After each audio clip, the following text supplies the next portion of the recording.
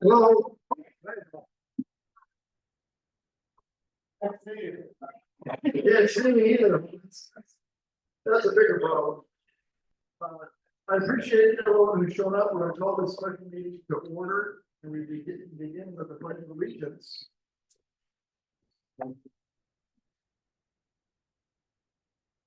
I pledge allegiance to the flag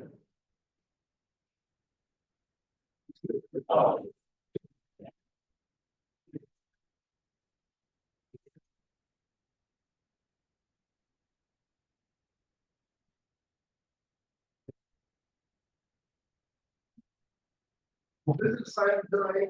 The special meeting is discussion over the Maricopa County Library IGA. It's going to begin with a staff report. He's going to begin. He'll present a report to the council.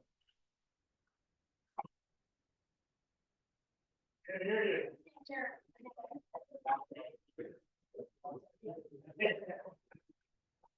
Thank you, Mayor.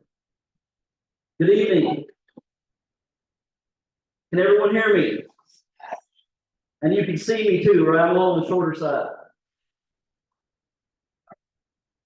Thank you guys for being here.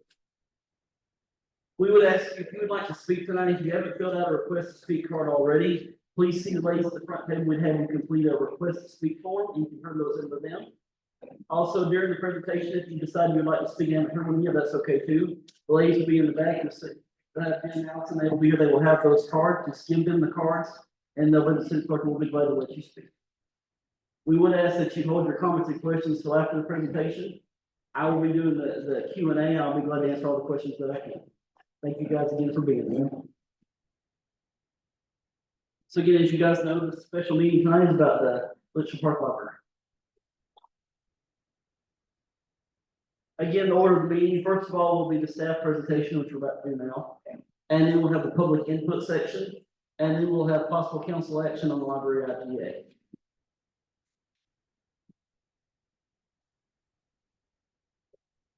Some history. Those of you who've been here a long time, you may know some of this already. The original library was built in 1966.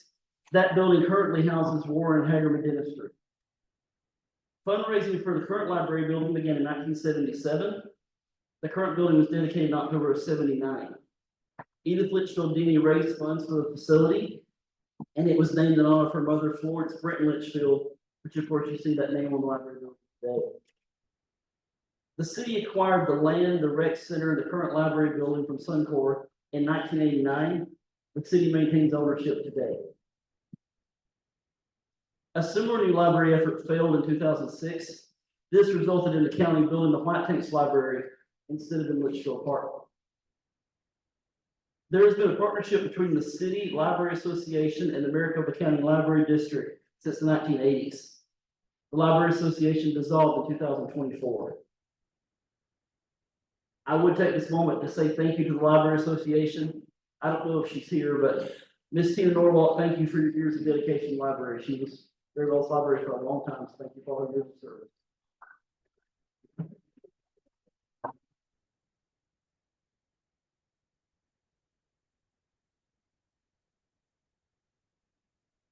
At this time, I would ask my friend, the County Library Director, Mr. Jeremy Reeder, who's going to come and speak about the library.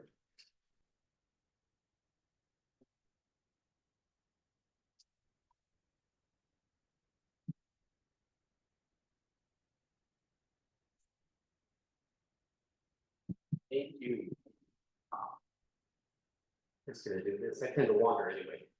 My name is Jeremy Reeder. As Matthew mentioned, I'm the county librarian / library director for the Maricopa County Library District, which we have an agreement with Litchfield Park to operate a library in your community and have been and love it. You guys have been fabulous partners. We love this community for years and years. I love coming out here and talking to you in the library. We visited many times and it is a great community, and the library has been a great resource in your community, as is evidenced by the large numbers through the years. Great numbers in circulation through the years. Right now, you guys average about 6 in total numbers of checkouts, but as we know anymore, libraries aren't just about circulating books. Programming numbers are high, and our e-resources are high. And so in order to meet those needs, discussions began with Matthew Willings, who, by the way, has been fantastic in communicating your needs with us throughout this process, and the council as well. I applaud them all. Very well done, and thank you. I want to talk a little bit about some of the limitations in the current facility. As Matthew mentioned, it was built in the late 70s. The programming room is way too small. So we need a bigger programming space to be more effective in the community. We've had to turn people away in the past. We've had to offer more and more options of the same program, and that can be difficult as we try to meet the needs of the communities. There's been equipment we've been unable, as mentioned, staff inefficiencies that we've been unable to put in due to space limitations. One of the biggest complaints we get always is the no study rooms. Everyone wants the traditional library experience of going in and having a quiet place to study. We can't do that here, and so it's very loud. And most of our libraries, we like to have 2 to 3 to 4 rooms set aside and dedicated where someone can go in and have a quiet study moment and be a little more peaceful, quiet environment. That library is very busy. It's a community hub and it's busy and loud. Unsafe sightlines. We are a one desk library system, we like to say. We no longer do we have a circulation desk and a children's desk and an adult reference desk. We have one desk. In that building, we can't see. We can't see the children. We can't see what's happening all over the building unless someone comes and tells us. And sometimes that's presented some safety problems in that facility. We've even had staff leave who felt that they were being targeted and watched in some of those rooms that we just don't even know. You can't tell when they're unable to see. Also, the collection space is 15 to 20,000 items less than we would have at Whitehall or Goodyear down the road, just by limitations of space. So predominant issues that are associated with the library there are small space. You've grown out of it. You've grown out of it. But it inhibits our ability to offer different programs and opportunities to the community because we just don't have the space in an older building. Couple of statistics. I won't bore you all with statistics, especially because I'm a history major and the numbers don't flow well with me. But having said that, let me show you 61,488 of you visited the library last year. It's a big number. Think about that. That isn't including who's hit our website from the community or who's downloaded an audiobook. Look at that number. 198,086 physical items were circulated. Again, that doesn't include a downloaded ebook or a database or any movies or TV streaming that we provide. That is solely physical items that flow in and out of that building. Last year, we had 314 programs and 8,569 of you attended those programs. Those are big numbers. I want you to let those numbers wash over you with the picture of the size of that building, and you can see why we have the issue we have. We have not enough tables and chairs. We have kids. I've been in there with kids laying down, reading books on the floor because there's no place to sit. That's problematic when the library wants to be more for you all and offer more for you all. 24,253 people identify this branch as their home library. So if you'll recall, when you got your library card, you had to select a home branch. That's how we know what programs to send you information for, to give you updates and emails on things coming down the road. That is that number. 95.7 are county users, 4.2 are in the city users. Percentages of that total number. And we've done a little bit of a survey in the last little while, and 92.2% of you drove to visit the library. 7.3 walked and 0.46 biked. Sometimes we have this sort of mental picture of what happens in the library, people riding their bikes down to the library, not so much, no, granted, we're not in the cool time of year. I don't know many people that bike in this time of year anyway, but that's a quick statistic to show you a little bit about us. So, thanks for the opportunity to talk to you a little bit, hope to talk some.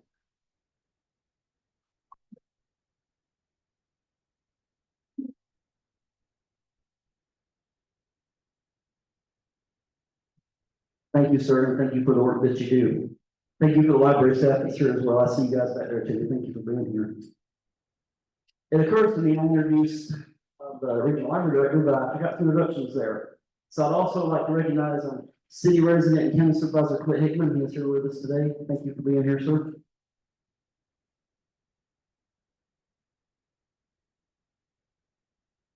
And also, a lot of you I know, some of you I don't. My name is Matthew Williams. I'm glad to serve as your city manager. Preservation of the current building. The current library building has historical value and unique features. The city will maintain perpetual ownership of the current library building and utilize the building for other city purposes to be determined. Some of those purposes could include a community room, the council chambers, rec programming, after-school activities, or a combination of several civic purposes. Many of you have asked me, has there been a floor plan done? Has there been a D&E done, design and engineering, for what could become of the current building? And no, there is not. Many of you have asked me, what would be the cost to convert it to these things? That hasn't been done, because it's very conceptual at this time. So those studies, many of you asked about that. Those things don't exist because we're simply not that far in the process. Just to be clear, there are no plans to demolish the existing library building. None.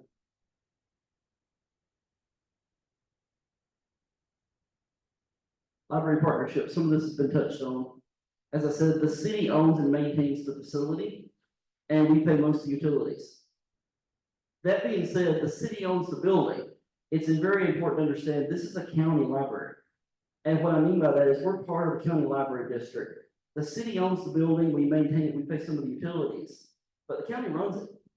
The county staffs it, operates it, so on and so forth. And again, they pay some utilities.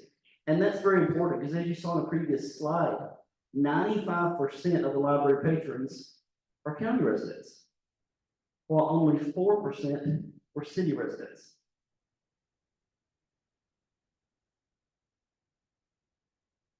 That comes from library patrons that have been surveyed by library staff. The same along with how people that are getting there, if you saw that 93%, I'll take questions at the end.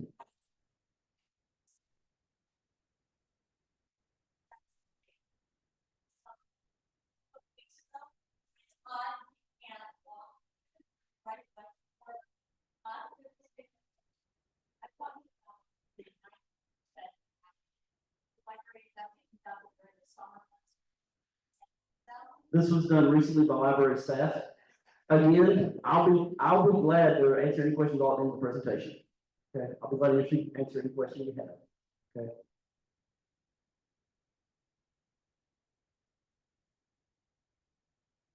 And now we're going to see a flying video. So first, you're going to see a video of the hilltop with various features, and then you'll see more specifically the library.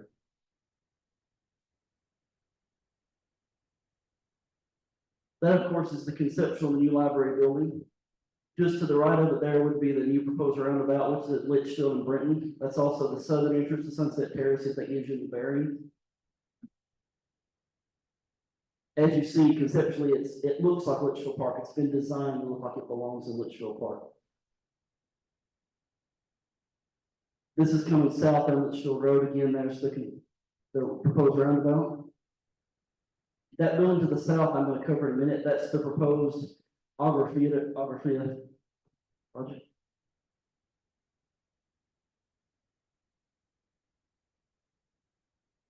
I'll get into what that is.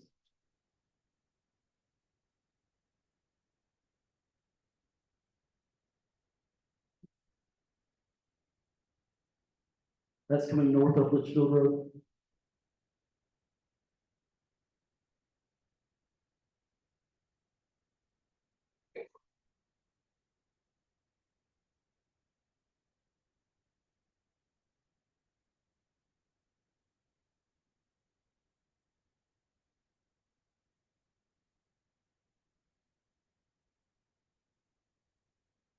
Coming in there are the casitas that you see today that were the offices of Paul Litchfield. To the left would be the Augur Free Fine Arts Academy, again, that's proposed.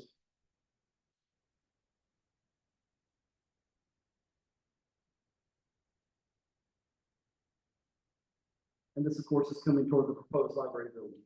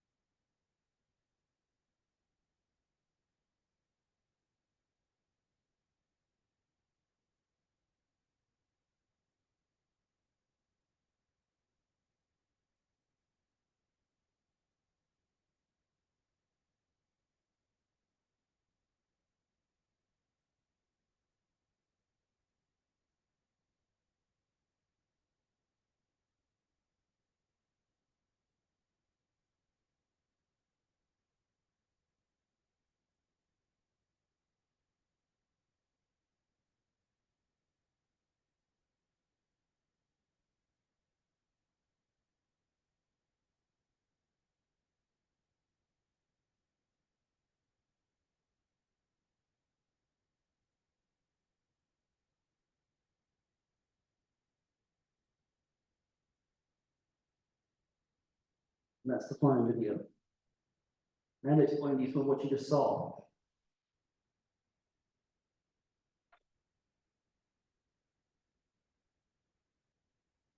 Let me get back to where we were 1 second, guys. There we go.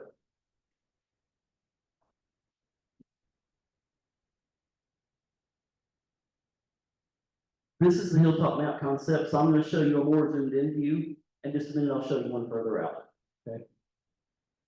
To get your bearings, this is Litchfield Road you see on the right hand side. That roundabout you see again is at the intersection of what you know is Litchfield and Brenton today. Again, that's the gated entrance to Sunset Terrace. That's also very close to the historic entrance to the property. If you know where the old cattle gate is there, that was the entrance to this property. So immediately there to the right, you would see the proposed library building. That's just south of what will be the intersection of Missouri and Litchfield. To the south here again, you see the Augur Free Fine Arts Academy. Another slide, I'll get more about that. So you see parking here, you see the classroom buildings, and what a PAC is Performing Arts Theater. This theater in its current proposal is a 700-seat theater for fine arts. Again, this is all proposed. Looking more at the hilltop, of course, as you see, again, it helps if you know the property. You see the Litchfield House, that's of course the historic Litchfield House that's there that you see. And you have the cottages in front, also there, casitas. On the hilltop, you see the bandstand, you see proposed green space restoration. For those of you that have lived here a long time, you know what this property once looked like. It was beautiful at one time, it was green, it was kept up. We're gonna put it back to what it was. You'll see more of this in a second. Yes, ma'am. That would be in what's labeled as the Litchfield Estate and the Litchfield House. Just so everyone understands, what she was asking is, where's the Historical Society Museum going to be? And it would be there in Litchfield Estate, which is right there in the middle.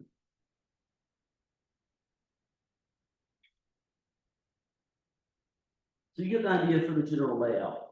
Again, as you see, there's green space there. There's walking paths, and those walking paths are there today. They're not in the best condition. And you see how the different pieces play together.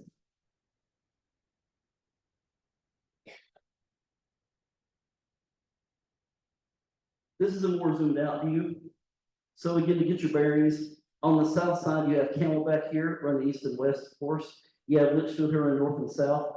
That big white rectangle on the right is Fry's. So a few things to point out. That road you see that loops around, of course, doesn't exist today.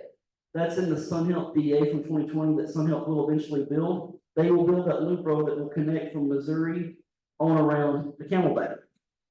Eventually, there will be a traffic signal where Missouri is today. There's not one there today. This lower road here, if you're familiar, when you go out just north there, Panda Express, there's a road across the street, but it doesn't quite line up. Also, per the SunHealth DA, that road is going to move to line up with the back of Fry's. And eventually you will see a red light there when it's warranted. Now you may say that's a lot of red lights close together. It is, you're right. So how you do that is you coordinate these red lights. They're signal coordinated. So if they're green, they're all green. If they're red, they're all red. You coordinate the lights and the timings all together. That's very important. Again, that depends on when they're warranted. Again, further north, as I was saying, you see the roundabout there at Britton and Litchfield. And of course, you see the property we're talking about. Looking further south to Camelback, if you follow the loop around, you can see. Try it again. Not working, but that's okay. Can you put your arrow on that southern roundabout?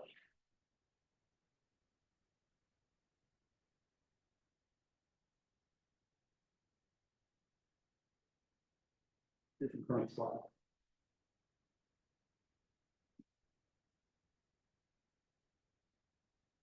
This'll work. You put it back on from the current slide. That's okay. Get you back. I'll get you back.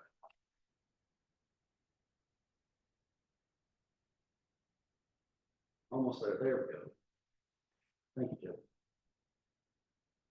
So what I was trying to show you is that's another proposed roundabout at Camelback and the primary Sun Health entrance. Of course, this doesn't exist today. Again, to get your bearings, that's Village Parkway. There's the Jackie Robinson Little League Field right here. This is city borders right here that borders the Palm Valley. Eventually, all this property will be developed by Sun Health all around here, except within the bombing range, which is actually up here. But again, you see the different pieces. Last song, yes, thank you.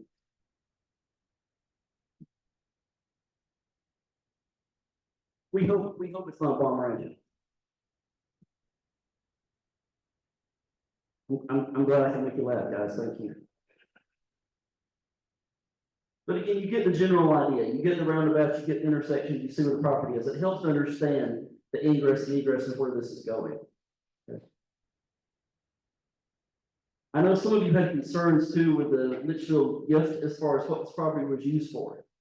These are exact texts from 1992 gift agreement. It can be used for social, cultural, historical amenity benefiting the community. Acceptable uses might contribute to research, education, or the enhancement or presentation of social or cultural activities in this part of the valley. Potential uses might include rehab or wellness centers, medical research or care centers, social service related facilities, arts or cultural performance training centers, and lastly, religious and or educational centers. Again, this language is all from the Litchfield documents in 1992. Straight up part of language of the gift documents.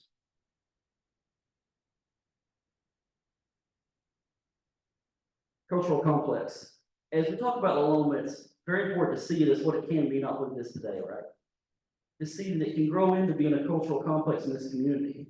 That includes, as was asked, the P.W. Litchfield Heritage Center, which is Litchfield House, as you see, that's the conceptual of Litchfield House once restored. The AZ Farm and Ranch Museum, which is proposed for casitas, those are the small houses just in front of this one. The new library facility is proposed, which is of course why we're here tonight. The Agua Fria Academy, which is proposed as you've already seen. And of course, the Hilltop Park. All these things play together to make that 20 acres a cultural complex. I realize it's hard to see as what it is today to what it can be. Hilltop restoration. As I said, the Agua Fria Academy again is totally proposed, totally conceptual. It includes a 700-seat performing arts theater. This is not a regular high school. This is a fine arts academy. It would be limited to 450 students. Again, fine arts only, painting, sculpting, performing arts, etc. Fine arts. And of course, it would be designed in the Litchfield Park style. It has to look like Litchfield Park. That's a lot of discussions we're having right now. It has to look like it belongs here. Hilltop Park restoration. The city would dedicate the $1.8 million in CST. CST means construction sales tax funds from the Agua Fria project into Hilltop restoration. What that means is when Agua Fria is building this, we're going to take the tax money that comes from Jennifer from building that and put it back in the Hilltop. So it all comes back up together. Phase 1 Hilltop Park restoration would include utility lines, roads, green space, desertscape, walking paths, playgrounds, etc. Speaking of that, staff will be planning a meeting this winter before we meet with the public and ask you guys, what are things you would like to see in this park? What are things you want to see? What are things you don't want to see? Right? Look forward to that meeting. The target date for these things to open is fall of 2026. That's not my date, guys. Seems ambitious, doesn't it? Library conceptual design. You've seen this, of course, in the video already.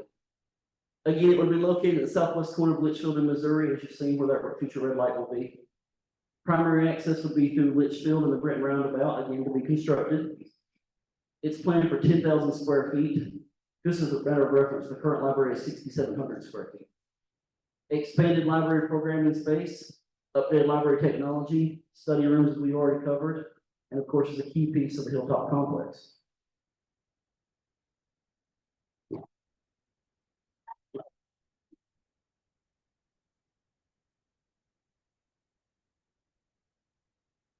Library project funding. If approved, the county is going to provide $5 million for this facility. The library district will provide what we know as TIs, TID improvements. So the library district would pay for things inside the building, the furniture, the walls, the lighting, all those kind of things. The city will be providing the land, and we will own and maintain the new facility. Just like we do with the current building, it will be the same way with the new building. Connections to the current building. One, we would keep a book drop-off at the current location. We would install Amazon lockers, what those are, so you can pick up equipment materials. So if you can't go to a new location, you could pick up materials here in Amazon lockers. Also, we'd have some little free libraries, if you know what those are. Those will be other places in the community, not just here, if you're familiar with those programs.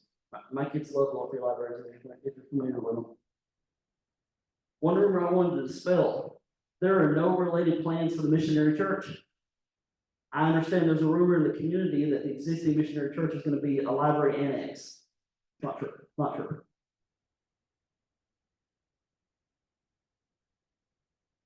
Site accessibility. I know one of your main issues with this site is access, right? It's on a much busier road. It's on Litchfield Road, not on Wigwam as it is today. One thing staff was already planning for before we got into this project was our pathway system. If you're a golf cart person, you know we have golf cart pathways in the community, but some of them don't connect. They don't go anywhere. They stop. We recently passed an ordinance that you could use sidewalks to connect existing pathways where needed. That you could use crosswalks to legally cross Litchfield Road, Camelback Road. And also that you can no longer drive a golf cart on Litchfield Road or Camelback Road. It amazes me the residents that tell me they can slow down trucks with their golf cart. So you can no longer do that, or try to. But again, the city is going to develop its pathway system so that the entire community is golf cart friendly. So there's pathways that connect the entire city. There's already phases planned for that. But you would be able to come here via golf cart. Of course, the new site would be accessible to other city neighborhoods.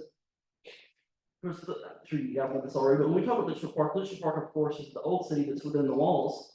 But there's also the newer neighborhoods, such as the Village, Litchfield Greens, Sunset Terrace, and of course, Sun Hill. These are all Litchfield Park. This is all part of the city. Again, as I said, it is a county library. We would look at potential MAG funding for an underpass under Litchfield Road.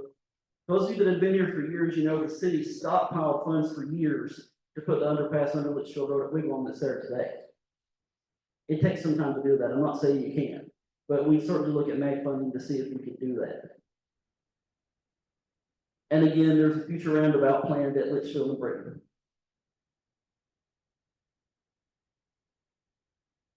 Proposed schedule. If approved, we would do the the design and engineering this year. I have to watch myself on my acronyms, guys, I'm sorry. Construction to begin in the summer of 2025. Facility to open in fall of 26. Obviously, if approved. Litchfield Square. As you'll see in this presentation, I've tried to address all the popular questions. This is one I frequently get. Why not build at Litchfield Square? So Litchfield Square was designed for 400,000 square foot of mixed-use commercial. What mixed-use commercial means is, for example, retail on the first floor with condos or offices above. That's what mixed use means. These buildings are anticipated to lease at $35 per square foot. Now, for a lot of you, that may not mean much. What that means is higher end retail, higher end restaurants. For example, a lot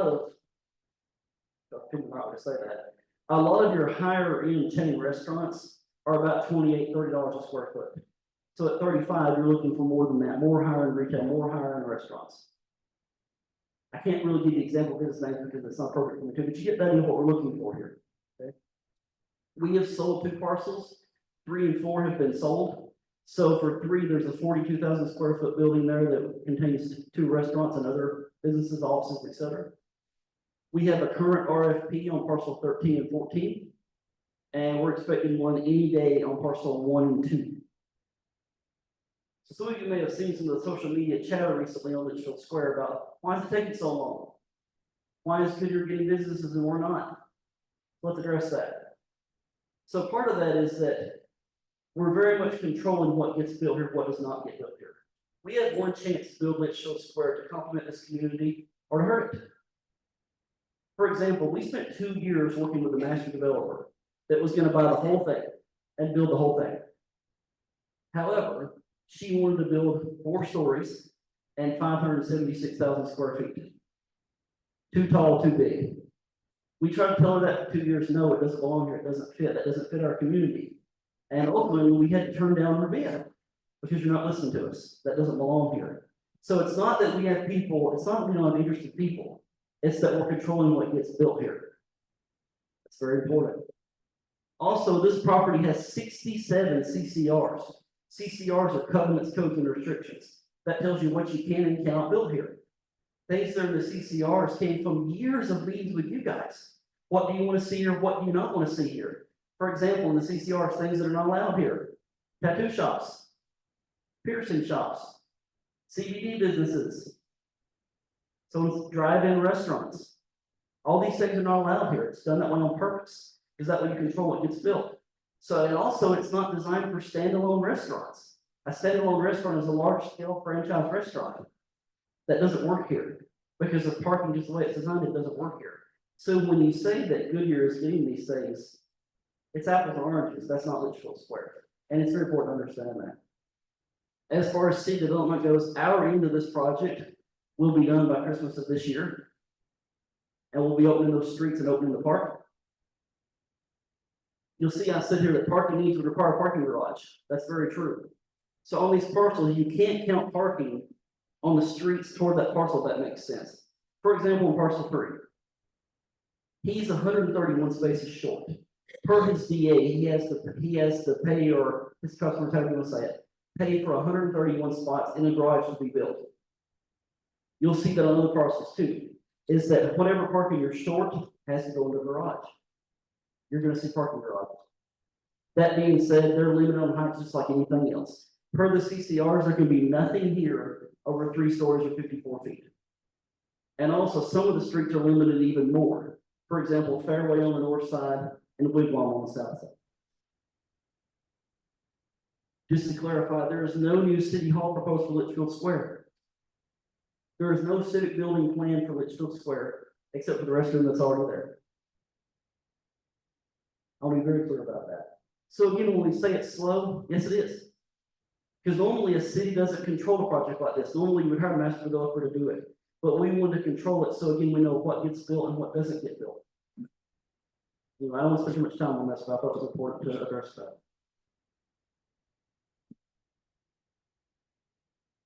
Why not expand the current library facility? Another question we're frequently getting. The original building was built as 4,000 square feet in '79. The building was expanded to 6,796. That's when they completed the wings. And what I mean by that is go look at it. Look at the roof lines and you can tell where the original building was and where the expansions were. Also, if you know the building, look at it when you go home. The roof lines slope so that when you're getting against this back wall, they're very short. So much so that how could you possibly expand it further without it getting so short you couldn't stand in it?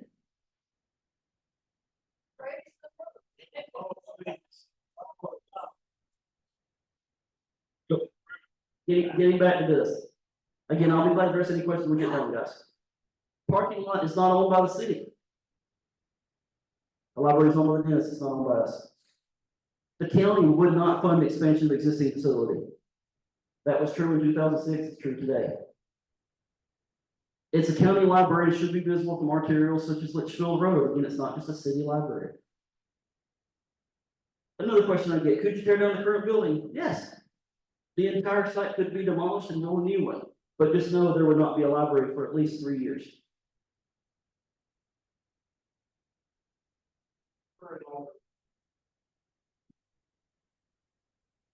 What was that? You said temporary library? That's the first I've heard of that suggestion. Summary. The existing facility does not meet current needs. The existing library building would be preserved. This project is county funded. It will be designed, built, and maintained by the city. Obviously, we'll work with the library district to make sure they have all the improvements that they need. We think it's a key piece of the cultural complex for the Hilltop. And it's in accordance with the gift language from the Litchfield Denny family from 30 years ago. Questions received from the public. I've got a lot of questions. The ones that I received today, guys, aren't in here because I didn't have them. So some questions I got to try to address these. Will the tennis courts and basketball courts outside the rec center remain? Yes. Will the city be building pickleball courts near the new location? Possibly. The park feature consideration begins with our RPG committee. Some of our RPG members are here, I've seen you in the audience. And also we'll have a meeting this winter where we discuss park features. Will the city hall operations move in the existing library? Possibly. Along with things such as council chamber, community room space, rec program, preschool, etc. Again, none of that has been designed. Just discussed. If so, does the city have an estimated cost for the renovations required to retrofit the building for that use? No. Again, simply not there yet. Could City Hall be moved instead to the new proposed library location? Yes, but it would be very expensive. We're not paying for this library, county is. Will there be a public building in downtown Litchfield Park where a person can use a restroom, get a drink of water, indoor cooling center, etc.? Yes, when the rec is open. Will there be a community vote on this change in library location? And if not, who decides? Yes, ma'am, thank you. Will there be a community vote on this change in the library location? If not, who decides? And no, this is a council decision.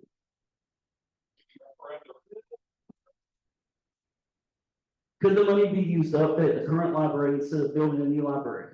No. The IGA and the funding is for a new library. Will this make a profit or cost the residents more money? No. But the citizens will benefit from the new capital investment in the library as well as the cultural element of the Hilltop complex. Obviously, I'm not going to read all these. Some social media comments that we got. You'll see that we did show both sides. I'm just going to pick a few of these.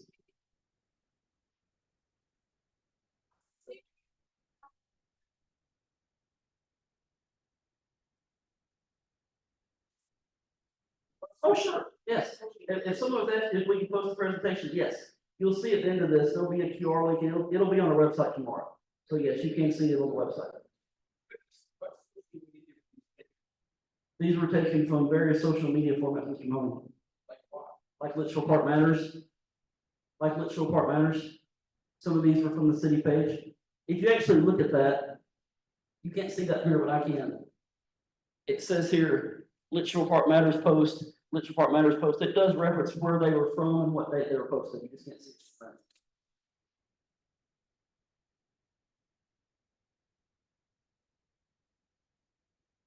Some supporting comments. So again, I'm going to read equal numbers of both. The library being expanded is truly a long time coming and very much a necessity that it is moved. I am thankful it's being moved to where it is closer to the Litchfield estate. The land or the Hilltop was gifted to the city, so we would not be out all that money. Also can make a nice destination, go to the library, have a picnic, visit Litchfield Museum, Farm Museum, if that ends up being developed.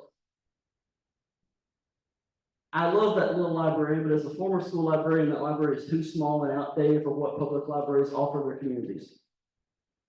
That's free and support. Free dissenting. No, we won't walk the library all the time. Our community loves the library and it's very important to Old Litchfield and our neighbors. We moved in Old Litchfield because of the amenities that existed within it. We also will be able to walk, bike, golf cart, the library. If there are plans to improve it, it should be in the new square. We should not be chipping away our town center. Again, that's 3 and 3, so opposing views. Again, you're welcome to read the rest. Again, it'll be on the city website tomorrow. And those were all taken from social media pages.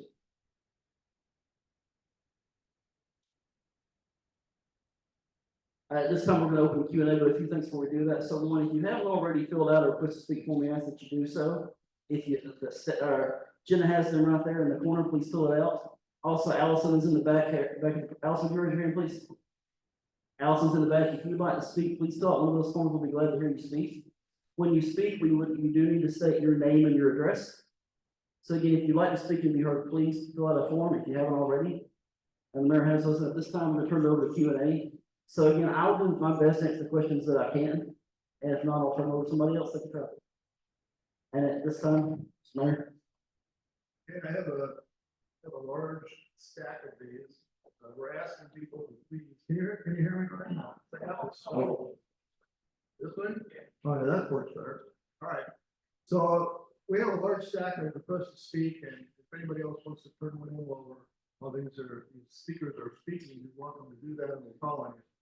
We're asking people to be considerate of everyone's time. I don't know how many it's here, but you can see it's a very large stack. So if you limit yourself to about 3 minutes, we have a chance of getting this done by midnight. Just with the number we got here right now. So I'm going to ask you just to be considerate of others, and with that, we'll get started.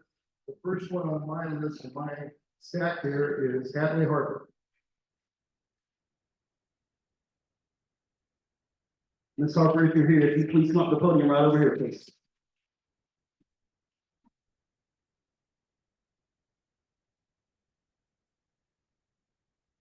And then to help this thing flow a little bit quicker, we're going to have an on-deck spot. So the on-deck person is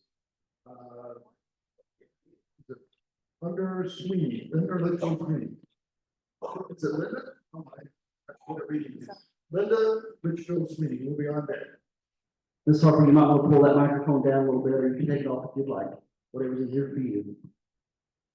We can just stay over here. You might, Jen, you mind? 1 second. I just want to make sure everybody can hear you. Then we make sure it's on.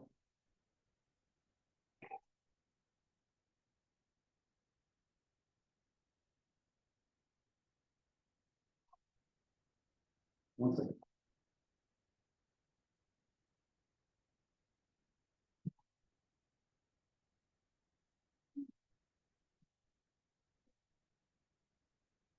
Thank you, guys. Hello, City Council members and community. My name is Kathy Harper, and I am 11 years old, and I would like to address the library situation again. This time I would like to share some of my own experiences at the library that I'm afraid I will not be able to happen anymore. These are some times that I walked to the library that I will not be able to happen again. One of the times was a few years ago when my brother had swimming lessons at the rec center, and I got bored and hot and went to the library. I got a book and went back to the rec center and read it for the rest of his lesson. Another time, we were getting breakfast at Park Cafe, and there was a wait, so we went down to the library and hung out until the food was ready. My favorite time was during my brother's basketball season. My friend and his little brother was also on the team, and I would go to the library every single practice. Sometimes her little sister would also go with us, and we would read, play on the computers, and just have a good time. That would be the highlight of my week. The next time I'm going to share is the most recent time. My brother is currently taking lessons at Master Morsette's Taekwondo Academy, and a few times I've gone down to the library to return and get new books. The last time I'm going to share is probably one of the most common times. Last year I went to Litchfield Elementary, and after school I went to the library and hung out with some of my other friends who also went to the library after school. We would check out books and mess around until our parents picked us up. If you move to the library, I will not be able to have any more fun times like these. So please, please, please don't move the library. You can expand the current location to accommodate the community's needs. Thank you.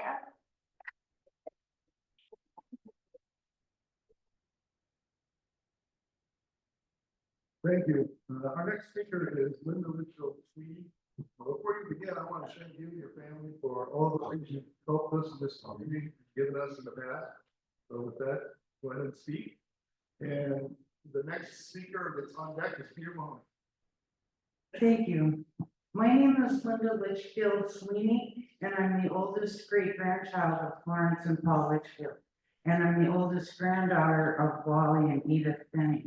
I'm the last Litchfield to have lived at Rancho Alamo. I remember the lush resort-like grounds that the Litchfields kept. I remember when there were 15 employees keeping the grounds up. The Denny's felt it was wasteful to keep the same standards, but the property was still lush and lovely. In the 16 years since my grandfather Wally Denny died, it's sickening and disheartening to see the way the city has let the property rot. I understand the house now has mold. I understand the palm trees are dying. Shame on you. There has been no money spent to preserve or protect this precious gift full of history. I understand this meeting is about moving the library, and let me say this about that. Paul Litchfield and the original city founders purposely put the library adjacent to the school. It seems that with the same money, the current building could be updated and added onto to move the library to Florence's property and not keep the name as downright disrespectful. As for developing the rest of the property, I was very much in favor of the original plan, the original blueprints that I saw shortly after my grandfather Wally died in 2008, to turn it into a community and event center with an amphitheater and community gardens and all. I'm here to tell you I've inherited so much Field and Denny money in the form of trust funds, which prevent me from giving to nonprofits during my lifetime. I had, however, made provisions in my will to leave family money to the city to support development of the estate. I had faith that the city would follow the vision of the community and event center plans that I had seen. In the light of the new developments, I withdraw my support. The city now sees the hill they destroyed as a simple real estate grab. Your plans will obliterate the hills with buildings and parking lots. I don't feel that the Denny's would go along with that, and neither will I. If you proceed to move the library, I will change my will. Thank you for your time.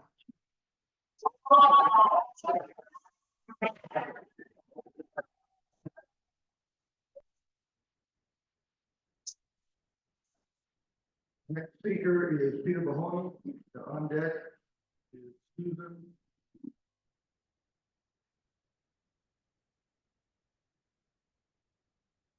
Jostrom. And Sal Jostrom. You're on deck. Thank you, Mr. Mayor and Council. My name is Peter Mahoney, 404 East Fairway Drive here in Litchfield Park. I was intricately involved. It's been about 20 years now when they first tried to move the library up to the hill. Former Mayor Woody Thomas was a last minute invitee to a meeting that we had no knowledge of this potential new library being built. It had already been planned, it was put in. So basically, Woody got invited last minute, and I kind of showed up on my own. The people weren't very happy when I started asking questions. And the reason why is we were pushing for an underpass if we were going to move it up there. And the only place an underpass could be built would have been where now the ball field is. And that would have hooked into our trail system, pathway system, excuse me. And so now I'm going through the same thing all over again. And I took a look at our general plan because I was intricately involved in starting it back with Sandy Bellata. To her great strength helped us, guided us to create it in about 2002, I believe. But I'm going to read from section 3.301, the guiding principle, and it's called the circulation element. The city's small size provides a unique opportunity to free residents from dependence on another automobile in the household and to walk, bike, or use an electric car for the short trips that constitute approximately half the trips of a typical household. For local travel, the pathway system design should be given priority in providing convenient and safe access between home, neighborhood shopping, and public facilities. It also goes on and speaks, planned future development shall promote convenient access by these alternate modes of transportation. Street layouts should also discourage use of neighborhood streets by other local residents. And finally, it says provide for a safe, protected crossing of public streets. And that's about it. I bring this up because there is no way we can build an underpass at that location. When we built the one that's currently on Wigwam Boulevard, it wasn't the city who paid for that. We put about $200,000 into that. It was about $2.4 million in total. It came from transportation funds through the county. It was built to provide a safe access for children to go from Western Sky Middle School and from Millennium High School to cross over and use our library was one of the major reasons for it. I don't see how you can build another underpass. And if we do, it'll probably be 10, 15 years from now. We have an opportunity to do a temporary library, if we had to scrape this and build new. We also have a location just east of City Hall. And that was what the plan was before. That's been the city's property since 1987, I believe. And I think this is absolutely insane that we think this is a good idea for our residents to cross Camelback and Litchfield Road, which is now one of the most dangerous road intersections in the valley. So I'm asking you now to not do this. And I don't know why you didn't put it to a vote of people to begin with, but there is a thing called a referendum. If it passes tonight, we fully intend to take this to a vote of the people. Thank you.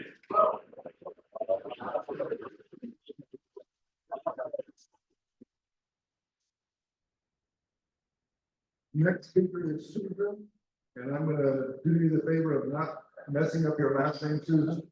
And Sure. on deck, Churchville. I am a, welcome. And on deck is Betty Lynch. I am a proud pioneer resident of Willow Village, former educator, very much into the library and all of those things. I had some other things prepared this evening, and based upon what we've heard, how some of that has changed, I would just like to say a couple of really important things. This property that is being looked at now is, it's something special.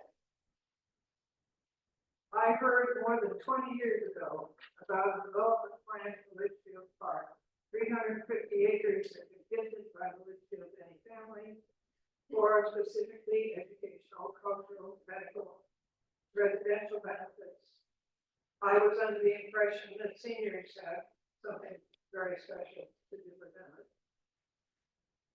I can remember thinking, what a beautiful place for me to enjoy my retirement. I'm now in my 20th year as a proud, grateful resident of Bologna. I watched with pride and excitement as the independent living building went up. I could even pick out my apartment in the superstructure. But most of all, I love driving west on Camelback Road, seeing the Denny Hills up ahead, and thinking to myself that this would soon be my new home. It's a big deal to invest the sale of my house in this new venture, but I believe it was worthwhile. Arizona has a tendency to disrespect historical properties or structures. I think it's very important that we remember where this property came from, what the intended things were for it. And I would like to see our folks decide what should happen to that property. Litchfield Park has an opportunity to make some historical significance out of this. But putting a new library, putting in a school which will as the gentleman just before me said, statistically, Halifax and Litchfield intersection is among the busiest and the most dangerous in the area. We certainly don't, we certainly don't need to make it worse. I come from a community in Massachusetts, which was founded in 1724. You can bet that they're having a whale to celebrate this entire year. 300 years. I'd like to see something done with the original library to preserve the history there. Use the property intended in the downtown area and not depend on that hill that property should be like to historical significance and thank you.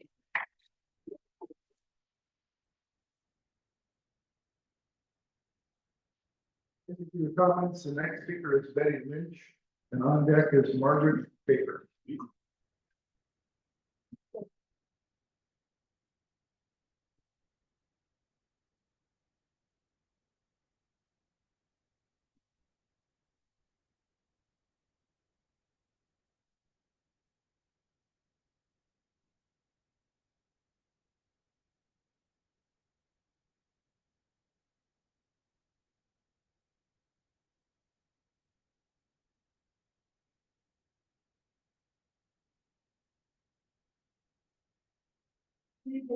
Council resident. 20 years ago, you were given a beautiful site, a beautiful home, and 20 acres. You've never taken care of that property. Today, all wildlife is gone. All the beautiful gardens are gone. We're left with rattlers and coyotes. Plants and trees are dead. Motorcycles come over the backside of the home. Now you're putting a library on the backs of our precious children versus going out for a bond issue or rising taxes. It's time Litchfield Park paid for itself. You don't do that. It's time you do. It's not good management if you don't. I agree with Peter Mahoney, who said where the library was supposed to be, what? Next to the current city hall. So let's build it and pay for it ourselves. Leave our children out of it. They need the library where it is, where they can walk to it. Thank you very much.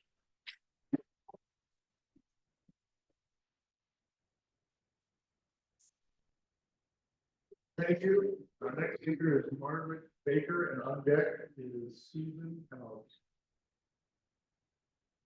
I'm Margaret Baker.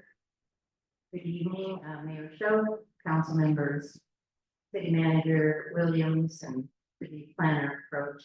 I was part of the 1992 document that was cited earlier. I was an elected council member at that time. The city of Glendale had annexed the Denny property, and we were hard pressed and very busy trying to get it de-annexed. And so Barbara Roby and our new city attorney, Susan Goodwin, worked hard to develop the master plan, the annexation and master plan for the property. The language that was cited has to do with the entire property, as it was 355 acres approximately, and the city had option 4 to exercise. There is different language throughout the Denny documents, social Denny documents that deal with the Rancho La Loma homestead, which is the 2021 acres that the city did exercise the option to acquire. I was one of those who advocated for the city to exercise the option. I thought it would be a beautiful park, and I'm glad to hear that it will again be that someday. I think Mr. Reader said it all when he said this library is community hub. Three generations of my family have attended school on the Litchfield Elementary campus. 4 generations have used this library. 72 years ago, we were sitting in our classes there. I didn't grow up in Litchfield Park. I grew up northwest of Litchfield Park. Father's a citrus store. So anyway, history is so important to us and all of our citizens, I think. And I'd love to see the library, say, in the heart of the village. It was developed as a village, and this is the heart. Thanks.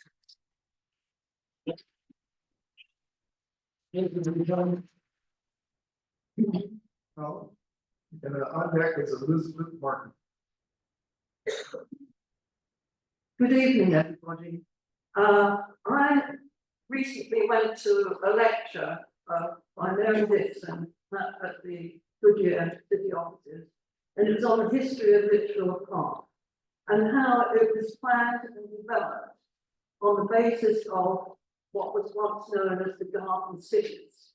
The whole concept was that all the facilities in a local area would be in the core of the city, so that children going to school could use the library, people using the library could use the rec centre, people going to the local restaurants and businesses, the hairdressers, barbers, taekwondo, all those things would all be in one central point, downtown Litchfield Park.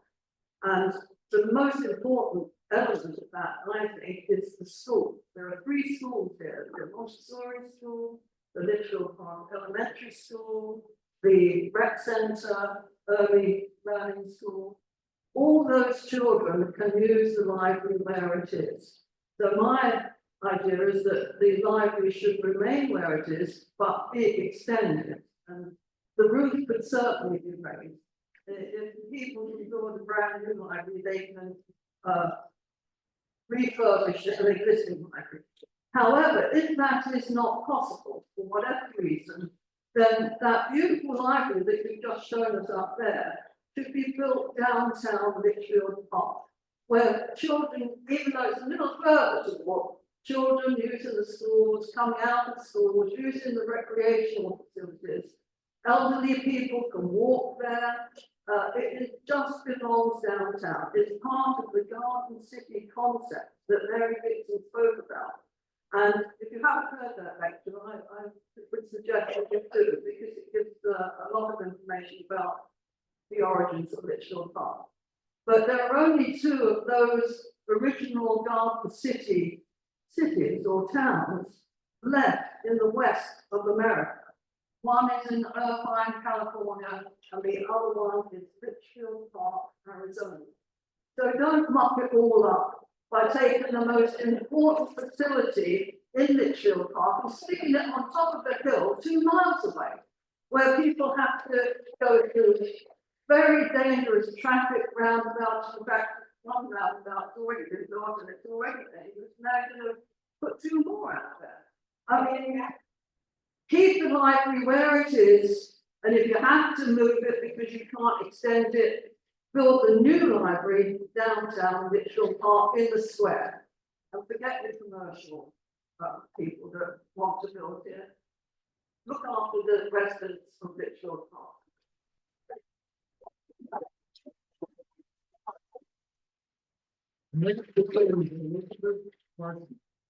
On deck is Ray McMillan.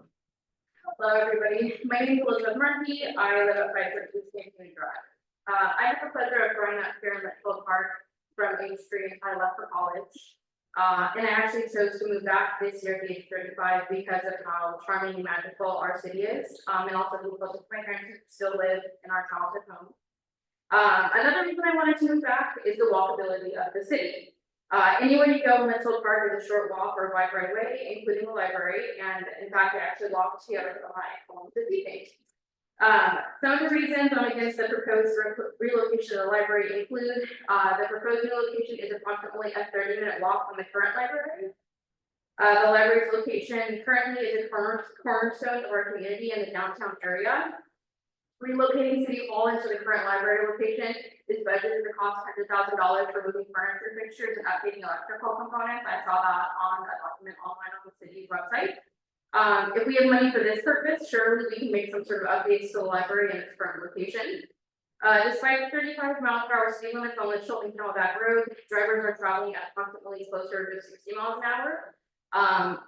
That underpass that will take years to get built will cost us hundreds of thousands of dollars, along with the new stoplights. That's obviously super dangerous if you're trying to walk, bike, or golf cart there. I heard the numbers that Mr. Reader gave earlier, in the evening, but at a previous meeting, on June 18th, the mayor had mentioned our library having a low usage level. Why do we need a 40% larger location that's inconveniently located for city residents, if that's true? Also was curious why the city didn't plan for relocating the library or relocating City Hall in Litchfield Square if we've been planning this for so long. This new library location does not fit the wants or needs of the majority of Litchfield Park residents, and city council, please represent the interests of the community and do not do this to our beloved Litchfield Park. Thank you.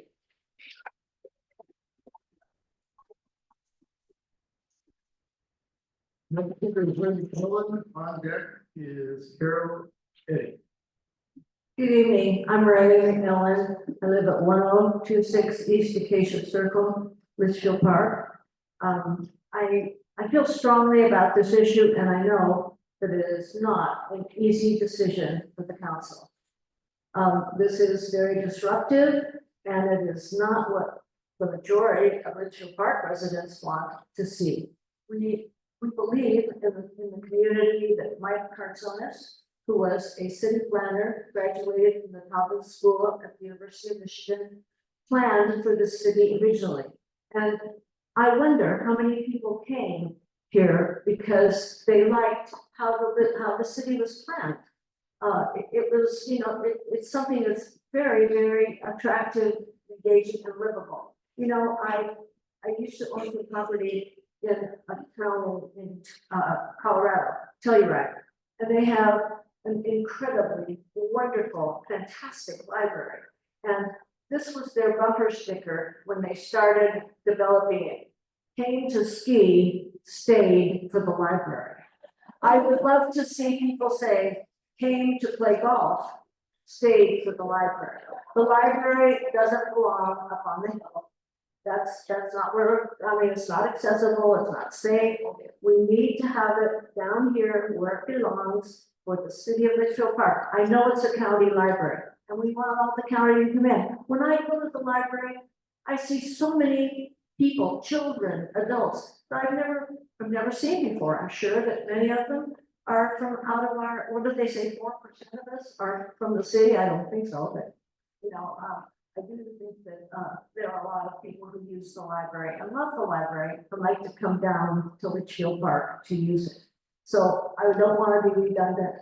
Many people have mentioned many of the things that I believe in. So thank you for the opportunity to speak.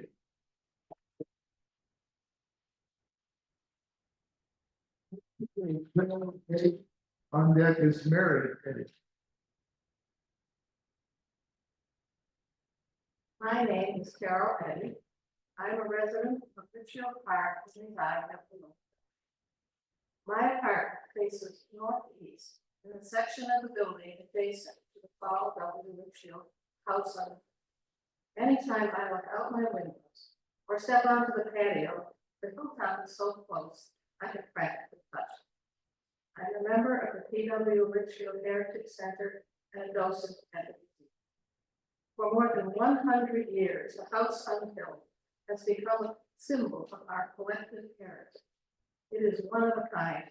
There is no other like it. It is a cultural icon. It is the perfect setting for the planned move of the PW Heritage Center from its current small building to the hilltop. I am a retired teacher, reading specialist, and school administrator. I have always supported education. However, the proposed Performing Arts Academy, sited on the narrow strip of city land alongside and in front of the PW Litchfield House and small cottages, is culturally destructive. The large school building will be so close to the house that a retaining wall will have to be built. The PW Litchfield home and adjacent cottages will be reduced to small buildings poking up over the school. In time, their relevance will be lost as their sense of place will no longer exist. The lovely view of the house on the hill will be gone forever. A stunning feature of the hilltop is its 360-degree view. This will be ruined by the backside of a large theater looming up over the small cottages. There are two other iconic hilltop homes with 360-degree views in the area. They are the Wrigley Mansion and the Cobray Castle, both in Phoenix. No one could imagine smashing a school up against either of these historic structures. Sadly, this is being done here, so Litchfield Park can get the sizable construction tax money. And the Auburn Free and High School District was lured in by a solution in search of their available land. City council members, please be aware that if your decision on this project is a yes vote, you have agreed to the desecration of our historic heritage. This is the decision which cannot be undone. Thank you.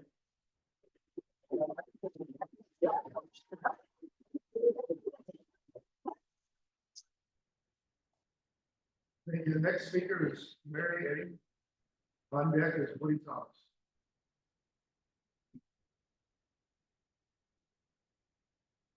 Good evening. Yes, as you can see, we are related.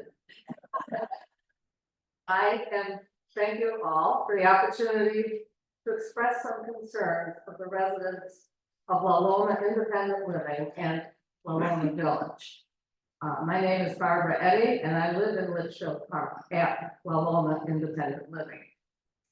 We have become aware that the parking lot for the new high school proposed, and I think it's pretty much a done deal, I'm assuming that.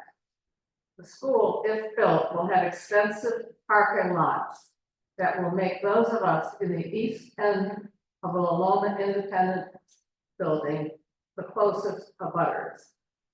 As each performance begins and ends in these parking lots for the theater, we, the east end abutters of the Independent Living Building, will be subjected to lights and traffic noise coming and going at each performance. We understand that the theater might be rented out, that there may be as many as 3 performances a month, maybe more, because it won't be all students.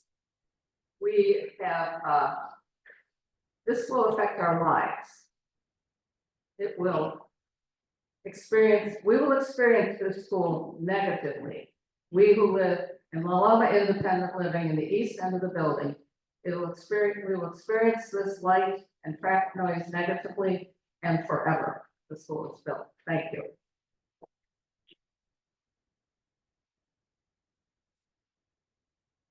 Next speaker is Woody Thomas. On deck is Pam McKee. Hello, Mayor and Council, Woody Thomas, 220 Acorda Drive North. I rise tonight in opposition to this proposal. I think you've heard many good sound reasons against it. My views are that this is a walking community designed and constructed that way, along with Preston, Virginia, and Columbia, Maryland. Very familiar with those communities as well. This community has had great success with its walkability.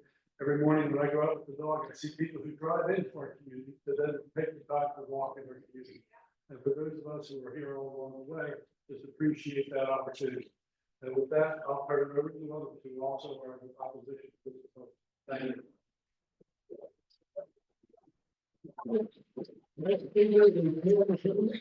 On deck is Shelley Smith.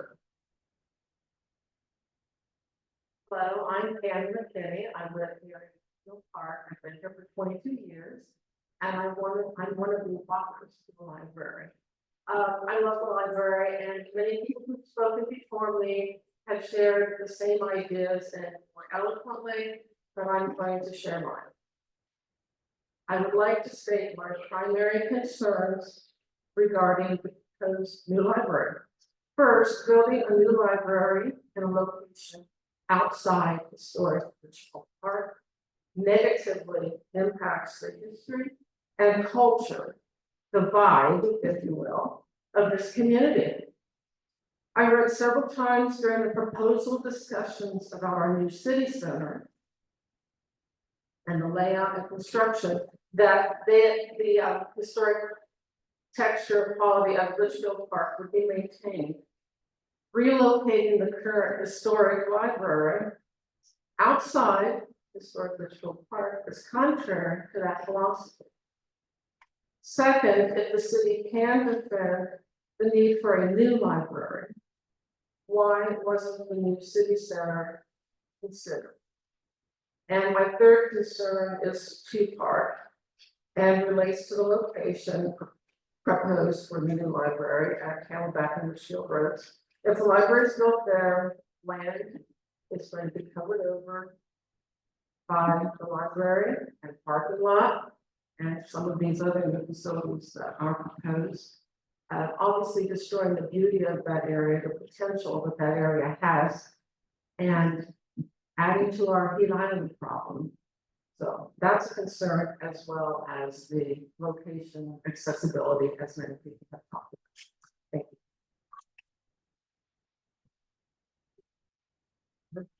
you.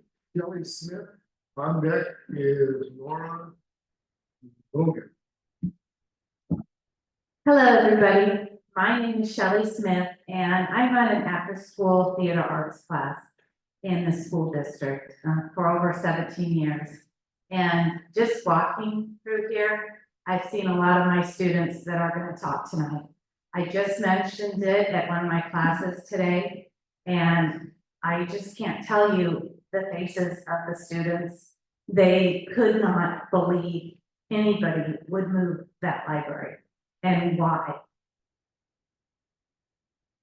So I just wanted to say that, and you need to ask yourself, city council members, what is best for our community, our children, and our future?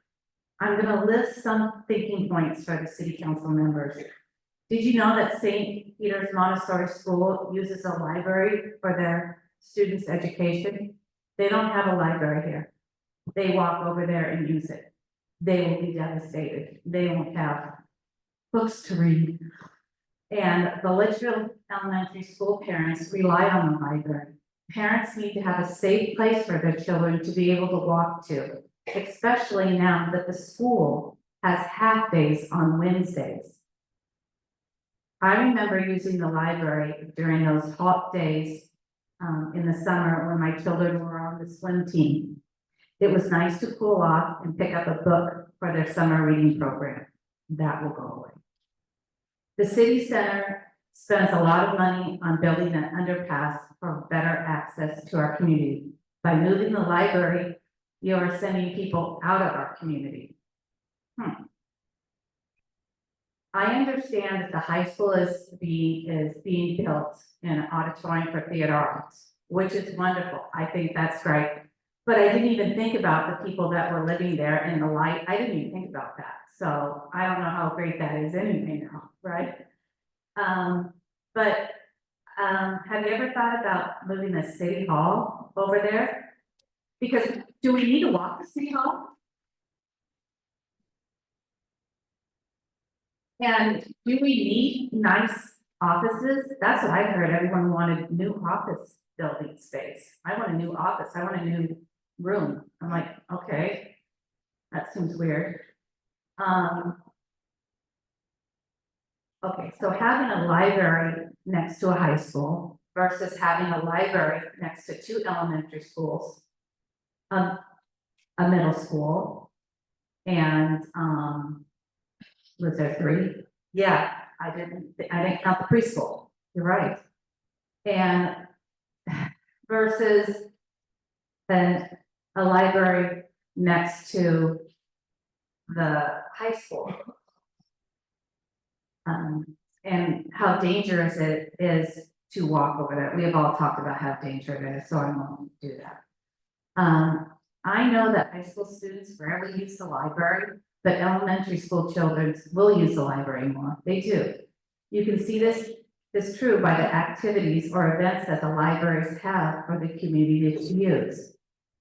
I've always thought that Litchfield Park should have a community center, a space where would benefit bringing families close and have fun activities. I would much rather see something like a community center than office buildings.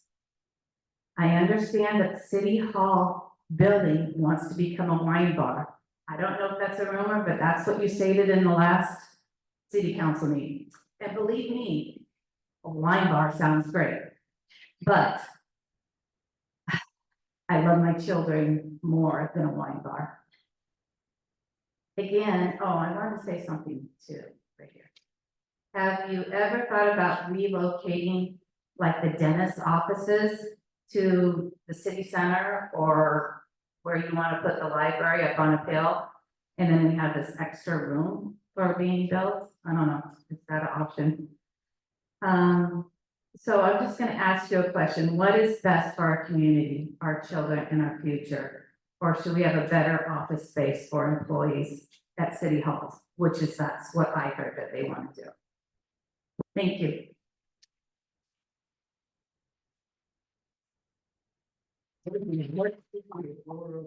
Hogan, and on deck is Sarah Jenkins.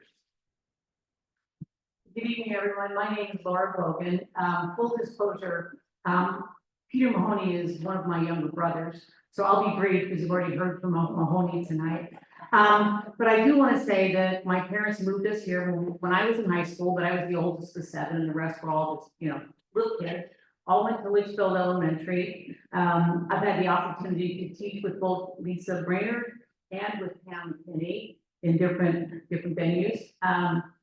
But I will say that the thing that strikes me the most is that Litchfield Park has always been about their children. The safety of their children, the education of their children, and to move that library out of the community, I think it'll be a great asset for Dreaming Summit. But I don't know what it's going to do for Litchfield Park. So I just really would implore you to kind of reconsider what the real goals are for our community and for our children. That library has been the linchpin of the community for the 52 years that I've lived here on and off, mostly on, but a little bit off. I've always moved back. And I also want to just point out that my eldest daughter has a master's in architecture, thanks to, in good part to the Litchfield Park Schools. But when she was doing her master's, and some of you might remember this, she did her thesis on the community center at Litchfield Park, and she built an entire plan. It was, and they were nice enough to let her present it as a master's student, and she had a great thrill about it. But the main thing for her was that Litchfield Park was about the center of the community, and the center of that community is that library and rec center, and everything else radiates out from it. So I'll give on to the next speaker. Thank you.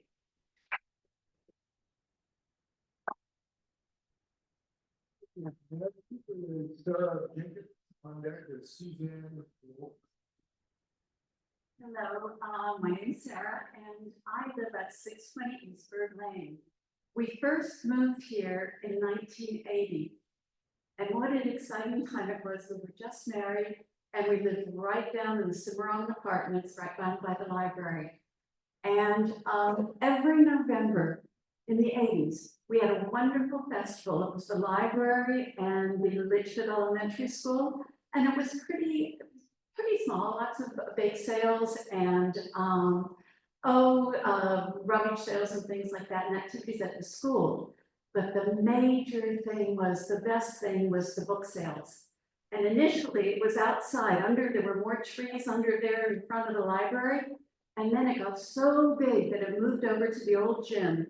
And you got there early, and they had an amazing collection. And as a teacher, I made sure I got as many of those kids' books as I could get. Basically, then and now, the library has been the heart of Litchfield Park. And basically, when I think of the library, we look at its location and location. Paul Litchfield wanted the library to be where it is. He didn't want it in his backyard. Thank you.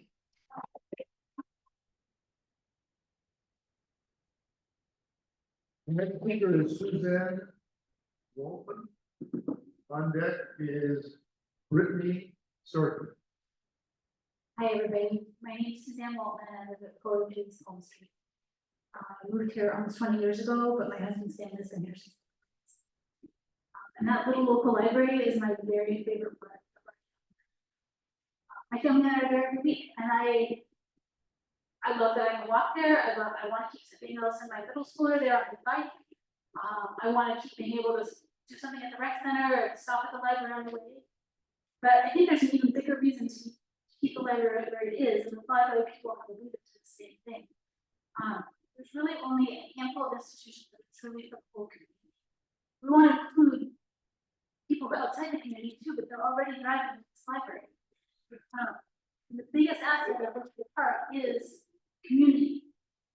We start moving these physical institutions out of the center of the community, there's very real danger that the community can start to break. It's what's holding us together. So this community, all of us living together, is the thing that makes living in Litchfield Park different than living in any other generic suburb. So what I want is to drive a short way to get library books from the most modern fancy library. But there's already lots of places I can do that that aren't really any farther away than this new post location. But those locations aren't the community. So I know there's lots of things everybody's considering, but I really hope you'll seriously consider keeping the library right where it is. Thank you.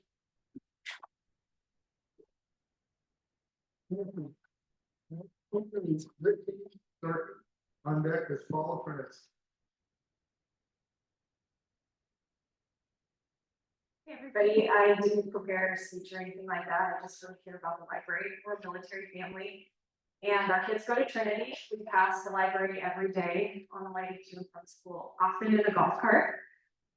When we're feeling bold enough to cross Indian School, honestly, because that's kind of scary in a golf cart. But I've got 2 young kids and we love going to the library. And if you want to go to a big fancy library, there's one in Goodyear. We've never been because it's just inconvenient for us. And so I really, I'm not sure how much longer we'll get to live in this community, but we've so enjoyed getting to just have the library in a convenient location. We've done tennis lessons at the rec center. We can drop our books off before tennis lessons. It's just such an asset. And I think we all agree that Litchfield Park is rare. We looked all around this entire valley when we were considering where to move to. And I was just amazed at Litchfield Park. I mean, we consider Scottsdale, Cave Creek, Carefree. This place just had such a community feel to it, and it would be sad to lose that. And I know everybody has talked so much about the importance of children. I appreciate that. We appreciate it, and that library is such an asset to me and my kids. In fact, it's kind of what's kept them busy. We've been sitting back in the back row for an hour and a half, and they've been reading books from that library. No kidding. And so thank you, Litchfield Park, for having the thought to hold this.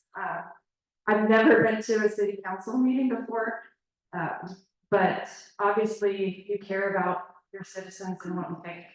And I think it's pretty clear what we think, so thank you.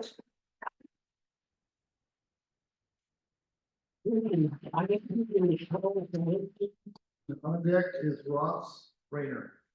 Hi, my name is Paul Charnetsky. I live on 103 Spur Lane, native born here. Came to this meeting kind of not knowing what to expect. I heard about the possibility of maybe we would get something going with the hilltop and try to get it preserved. And yeah, I was there. I used to, Mr. and Mrs. Denny invited me up there. I was able to go up there, and it was a paradise. It was beautiful, and I hope that maybe this is going to help us to move that in that way, but maybe not under these circumstances. And I'm at city council. I think we better listen to our citizens here. I'm not hearing that they really want this, and this is what they want you all to do. I think, you know, the concept, it's a beautiful facility, this, and upgrading it and maybe moving to the future, and you know, the whole art school thing, I'm just now hearing about it, and you know, maybe it sounds good, but I think we ought to let the citizens be a little more active in that. I admire and appreciate the city council, mayor, everything you've done. the hard work that everyone do, but I think we need to rethink this. The citizens here, I kind of think have spoken. I'm open to. I want the Loma Hilltop to come back to where the days and Mr. Mitchell had it. And we need to come together as a community. We're hearing it right now. Maybe this is not what we should be doing with our library.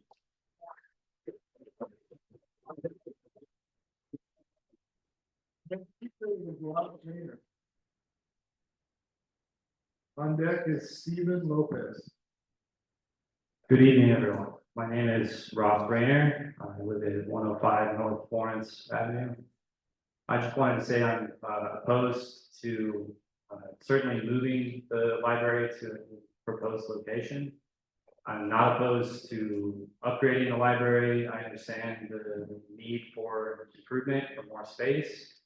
I think that even if the last option that was presented on tearing down the library and building something completely different, I think while that's not ideal, if the citizens really want something new and expanded, I mean, I think people would be willing to wait 3 years.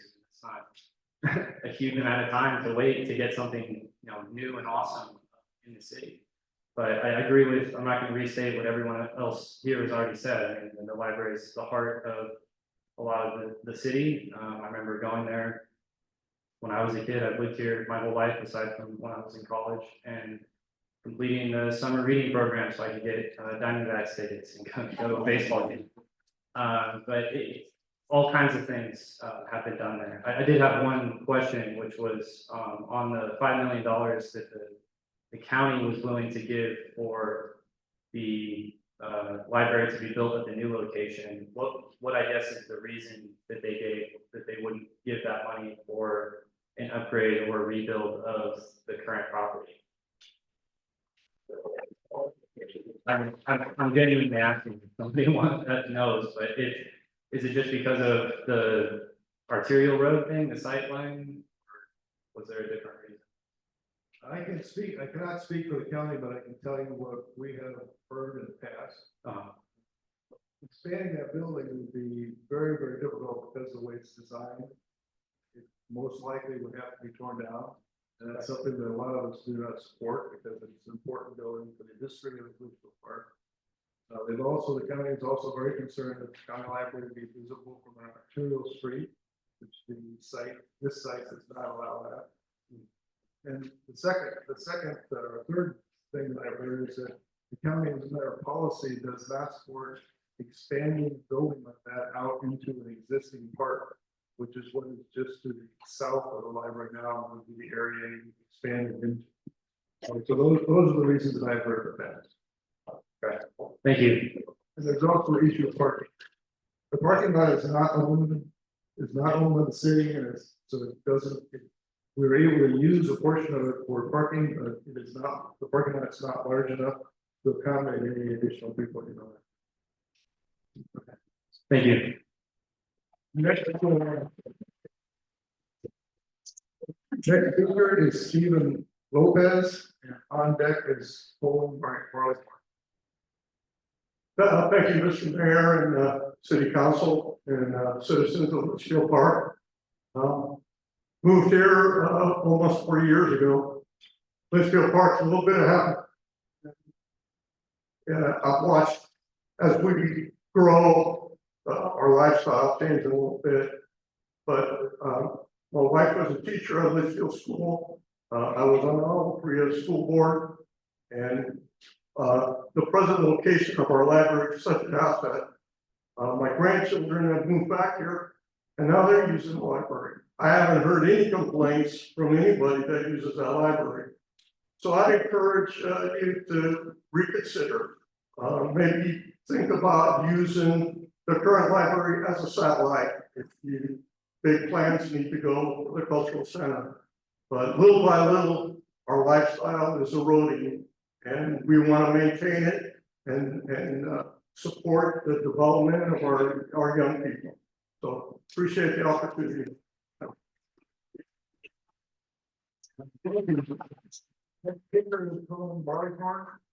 On deck is Teresa Parker. Thank you, Mr. Mayor, members of the council. My name is Colin Barleycorn of the East Leroy Circle. There are many things that have been said that I cannot say more about because everyone has specifically stated the reason why we want to stay for this. I have a suggestion. I'm going to come up with for you the possibility of this location where the building is. Not only built up, because everyone has stated access is not available for kids. Consider the piece of land that is just east of Old Litchfield Road to south of Wigwam, where the current cathedral is at. I saw the rendering that you had of the new library, which is we put it right there. But next to the school, attached to the school, the kids have to go after school during the summer, so that everybody can have easy walking to it like my senior year. I do support the other members here who said if we need to, we can put together referendums, and have people voting on where we want that from. And that letter. Thank you. Sorry. Next speaker is Teresa Perky. And on deck is Philip Holbrook. My name is Teresa Harvey. I am a resident of Litchfield Park, and I want to say you guys have got some amazing questions. My first clarification that I need to understand is Maricopa County's contract renewable if we don't move it? Is it a move it or lose it contract? And if so, then I believe that this presentation that you guys prepared tonight had a very nice 3D BIM video of a proposed building that you're discussing this evening, which are quite expensive to produce. And I think that those funds may have been better spent providing the factual documentation of the due diligence and the feasibility studies that would answer everyone's questions here tonight.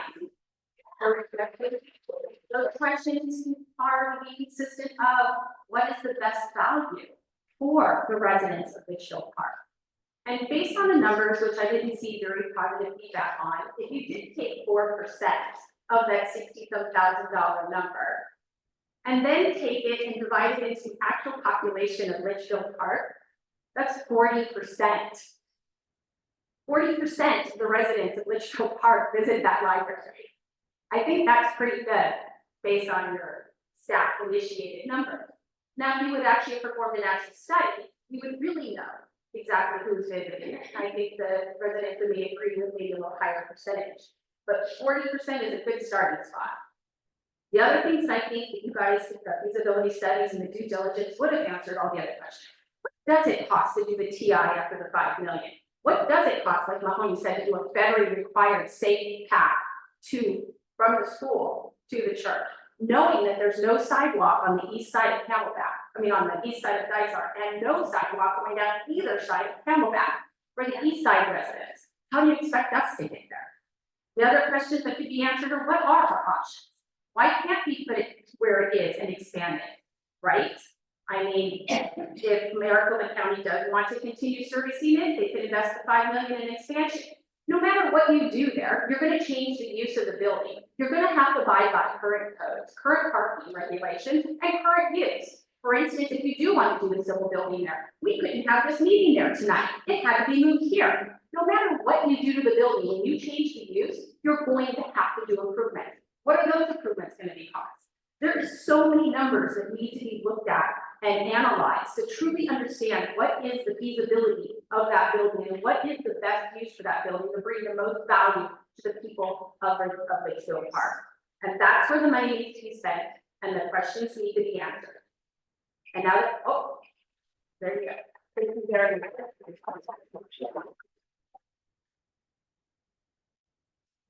The County Library Director, Louise, is going to try to respond to some of these questions, and then when that's done, the next speaker will be Philip Carl Kipling. On deck is Betsy Etcher. Just a quick couple of clarifications to not to interrupt the flow, but just to make it clear.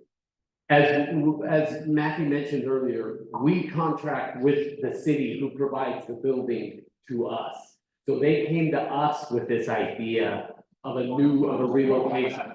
We were in full agreement just because of the building needs. I understand what you're saying, and I'm not saying you're wrong. From a perspective of a librarian and a library director, yeah, we understand the need and agree with the upgrade. However, that isn't my vote. Additionally, it needs to be made clear that the $5 million isn't coming from the Maricopa County Library District. That $5 million is special community solutions funding that has an expiration.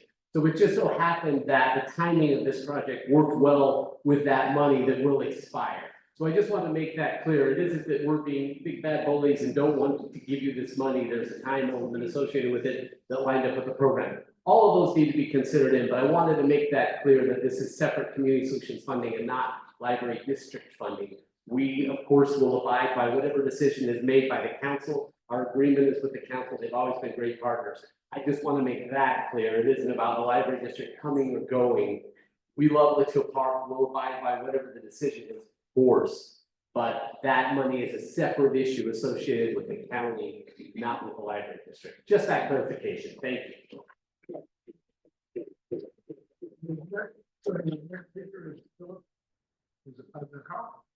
Yes, it is. I'm Mitchell Park resident, 840 East Fairway. I came here to ask the city council for a business case that indicates that it's more cost effective to relocate our library and what you're proposing. The previous lady that was speaking, same question as what she had. You failed to persuade me. I don't know about the rest of the audience, but this is a lot of pie in the sky. You have projections, you have 3D renderings, as was previously mentioned. But there was no explanation, no. You're gonna rip, if you take the library out of the city center for a community, and this is our general plan concept. The community is built around the city hall, a library, a downtown. You want, if you put something big and new up there on the hill, you're telling us it's gonna be wonderful if you can do it because it's all projected. We've got city center now.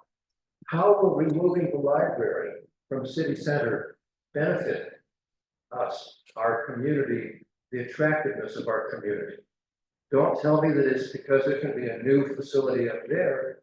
You're ruining the community concept by taking the library out of city center. I don't see any explanation in your presentation for that. So I'm anxious to hear. I can wait. You can tell We will, I'm sure I have other things to say, but part of what was presented tonight is that there is going to be civic programming done in that building. One of the uses is a community room. One of the things that I've heard for 20 years is that the citizens want a public place that is open for citizens that have community activities like playing cards and doing things in, you know, as a group. We don't have a place like that in the city center, and literally, so we come to St. Peter's, which is great. But that's one of the potential things that would be put into that building is an area that would be large enough to have community activities. It gives us additional room to move in and have a better situation for our preschool. When we do that, it opens up space in the rec center, which is a natural place to put in after school programs. We're gonna have books available, so kids will not be any different from what they see now. It's still, that building still will be a community used building. It is not gonna change, and that part of the character may well improve the situation for the kids who get out of school early and they need someplace to go. Hopefully we'll be able to provide something for them. So there's a variety of uses that will be programmed into that space. But it is not the city library, and a city library in a small community, part of the very heart of the community. And if you're taking that out, I appreciate your thoughts, and I appreciate your concept of trying to team with the county and your business opportunity that is taken care of, but what I think you're missing is the community concept. You're gonna have a, you're gonna make a big hole in the heart of the city by removing this historic library, trying to put it up on a hill. And you fail to persuade me. I might be the only one in this room that feels that way, but that's what I think.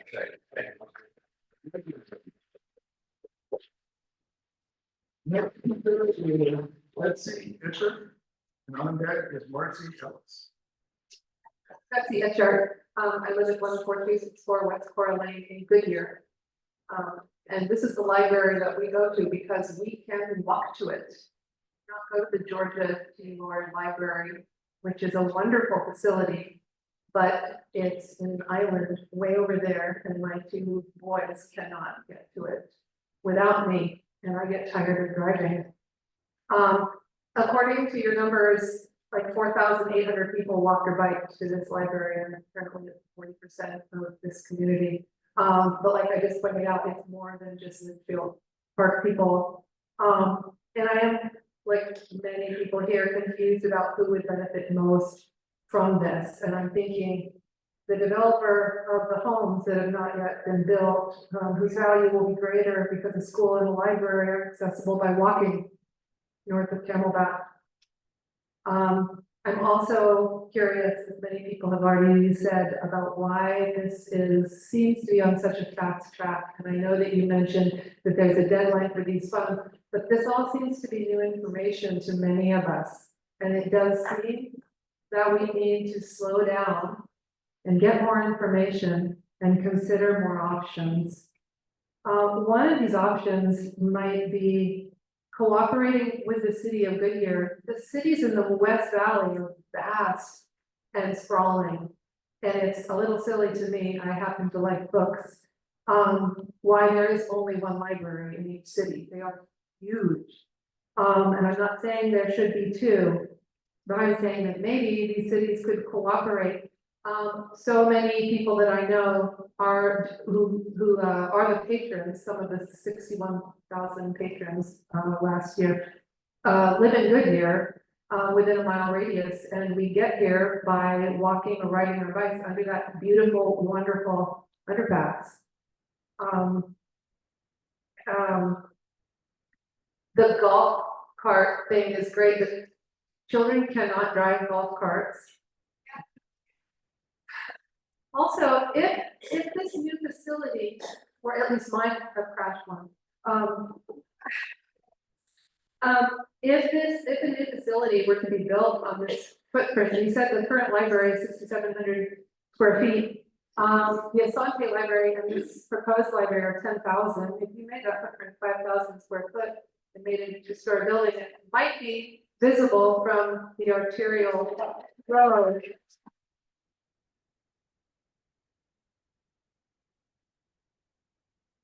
There. Thank you. Thanks for the opportunity to speak. Next thing, Marcy Ellis on deck is the Abigail Cox and Hannah. Thank you, Mayor and City Council, for the opportunity to express our opinions. Question, how many here want the building to stay where it is? Here. Yeah. Mayor and Council, the sentiment is clear that we want the library close to the school. The fact is, adults drive, but kids walk. Build the new building on the current site. Where there's a will, there's a way. You could make the city center possible for the other businesses that are next to the library. So maybe you can take some of that land, but we want it to stay where it is.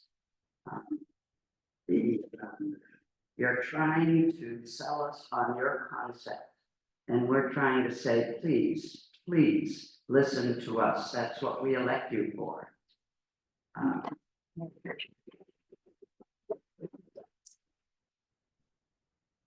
It's very, economic development is another important thing. That library brings a lot of people to there that will go to the restaurants in the city center. It just is a win-win situation to leave it where it is and rebuild it where it is. You're going to be investing a lot of money. Let's put it into the building where it is and make things happen, not wait for them to happen. Where there is a will, there's a way. And I want to just reiterate. Adults drive, kids. Thank you. Next, is Abigail Cox and Hannah on the deck of Charlotte Park. Good afternoon, residents. My name is Annabelle.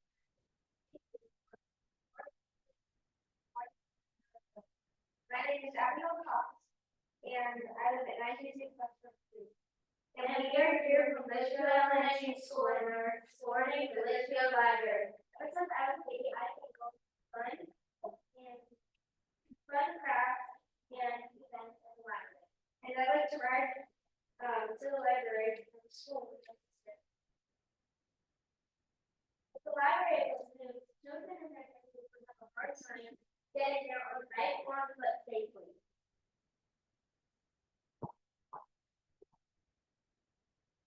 We both agree that education and books are more important than space. Listening to our speech and have a wonderful day. Thank you. Yes.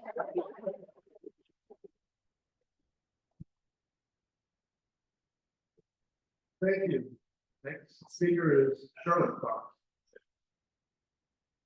On deck is Sharon Rodriguez.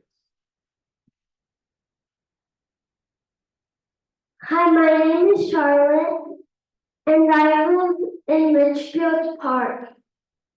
And I want to talk to you about why you shouldn't move the library. It will be harder for them to get there by foot, and people in Litchfield might even get heat stroke. There is a waste of money.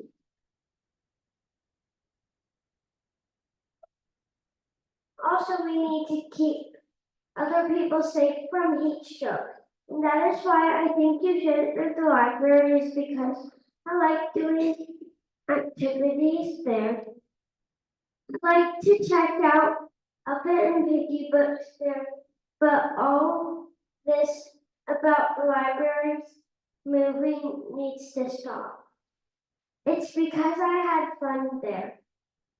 It's because books matter way more than space, and like I said, it was a waste of money. I remember making a giraffe there, and I remember finding the pigeon there.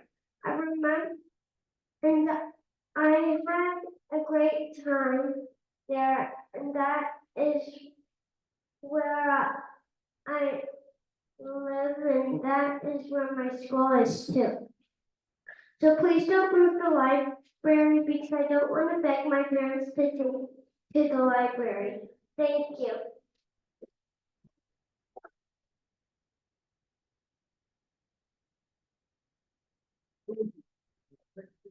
Sharon Rodriguez. On deck is Alicia Ashmeyer.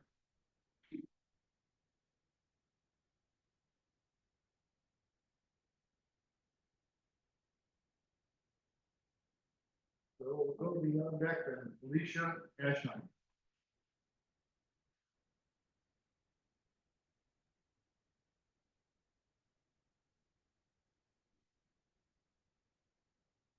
Hi, my name is Alicia Asham. I live here in Litchfield Park. I have since the mid-90s. And in the community, because it is what the community is. And I won't, it's redundant for me to say everything that everyone else said, so what they all said, I completely agree with. A couple of points that I wanted to reiterate is the fact that do any of us believe that a survey done in the last 2 weeks of who walks or rides their bike to the library is accurate? In the last 2 weeks, of summer with the heat we've had, anyone think that's accurate? No, I don't think so either. I can guarantee the children that usually stop off there as they're going to and from school weren't doing it in this heat. Everyone's over it. So that's my first point. Second point is I think to dismiss the wishes of the to say that we're honoring the wishes of the Litchfield family and then dismiss their last relative and what she's speaking about what their family intended was, I think is also disrespectful, but that's just my 2 cents on that. I think it's important to honor what the original intent of the city was and the original intent of the family that started the city. I think that's important to be honored. I say advocate for the children, but then we talk about the schools. I had not realized the impact on like the Montessori schools. I had not realized the impact on the schools before. And that's significant. So the one thing I would like to remind the city council is you guys are all elected. And as we know with Yelp reviews, everyone represents 5. So if every person in here represents 5 people that vote, and the opinion of 5 people that vote, that might be something to think about in this decision.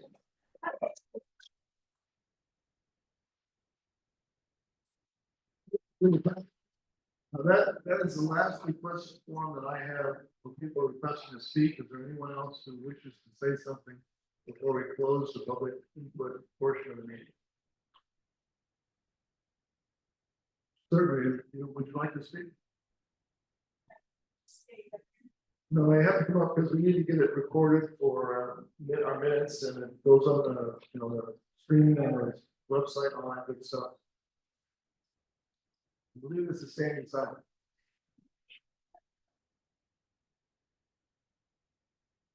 Hello, yes, I'm Sandy Simon. I live at 404 Sagebrush. And believe it or not, we have lived here 45 years. And we moved in 79. Love this absolutely unique, fabulous community. But my husband and I are big proponents of keeping the cultural and the historical elements of a community. And one thing I heard about the wine bar, my question is, I've seen on like Facebook that the city hall, if this proposed library is built, the city hall might move into the existing library. So my wonder is, what would happen to the city hall that we have now? Is there any plan? I hope there's no plan to demolish it in any way, shape, or form. Can you answer that? The city hall, the building where the current city hall is not going to be demolished, not going to be, and nothing done to modify that building. It's one of the most important historic buildings in our entire city. Right, okay. Thank you so much. And the lady that had the idea, I never even thought of it, and some of you have talked about it, extending the current library over across to where that dental office is and those other buildings. That would be easy to do, hopefully, with that money. So thank you so much for this opportunity.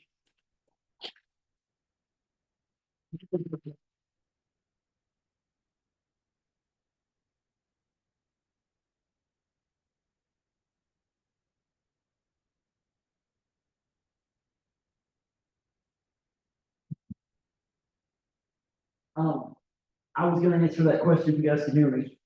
The question about the existing dental offices. I've been trying to buy those buildings for 2 years. And the dentists are, at this time, not interested in selling those buildings.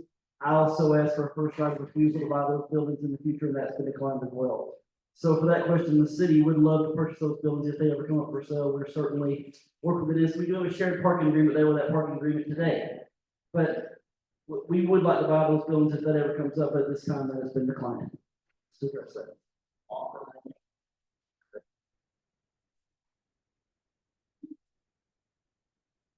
All right, that brings us to the end. Brings us to the end of the public input portion of the meeting. The consideration of the county library IGA. We're going to go on to the business item that's before the council, which is consideration of the IGA, which has been presented to the council. So the first question is there discussion amongst the council? Who would like to speak? Councilman James?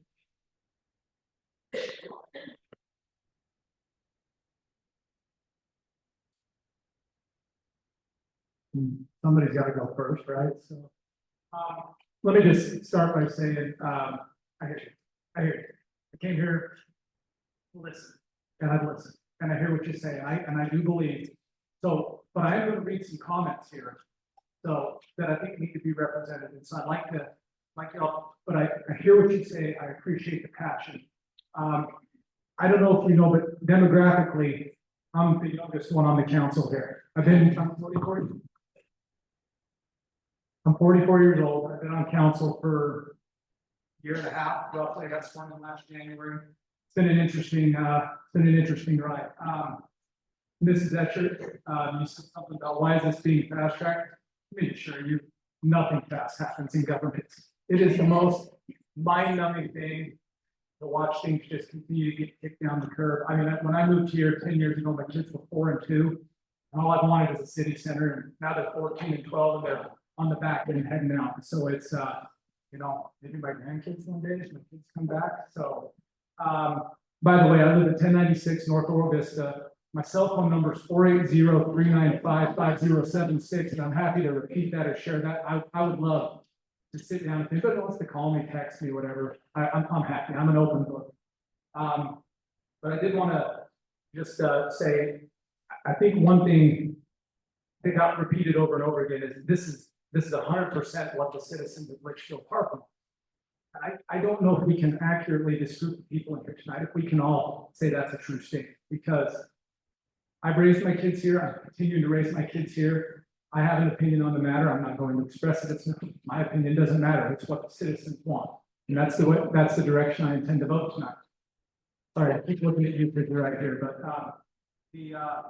the point is I reached out, I'm part of a civic group here, and I reached out to 30 to 55-year-olds that are currently raising their families, or maybe have just finished and their kids just went off to college, because I feel like, other than maybe the lady from the military that came here, the military family, and one gentleman, we didn't get a lot of people that are actually raising their kids, coming and talking about, do you use the library? I can relay my personal experience. I lived over off the Village Parkway on Luna for my first 4 years here. We drove to the library. We had to, just wasn't feasible to really ride our bikes. Now that I live in Oro Vista the last 6 years, my kids, they don't go to the library. What they do is they get online and they request their books, and then they come to the library and pick them up. And then this summer, I was a little bit upset to find out for their summer reading, they just get ebooks or books on tape and listen to them, which is a reflection of poor parenting on my part. But where are the 30 to 55-year-olds? Well, I can tell you where they're at. They're at civic meetings right now. They're at baseball practices. Some are here. I'm not at my daughter's softball practice. I'm not at my son's football practice right now because I'm here doing what I'm doing as a volunteer member of the council, which I remind you that we all are. But I did want to, so like I said, now for so I thought, how do I do this? How do I make sure that the voice of these 30 to 55-year-olds is properly represented? So with some of the information, basically took this slide and reached out, formulated an email and said, okay, let's look at the statement of facts. And the questions and the responses were the same. Because my first question when this came up, I said, why can't we just expand the first building? Because we can't. We can't do that. So, okay, well, why can't we put it in the city center? And I'd have to say, that seems to be everybody's number 1A, 1B question. So when you present that fact, I just wanted to state that those are the first questions from the age demographic too, but I want to read some of the comments.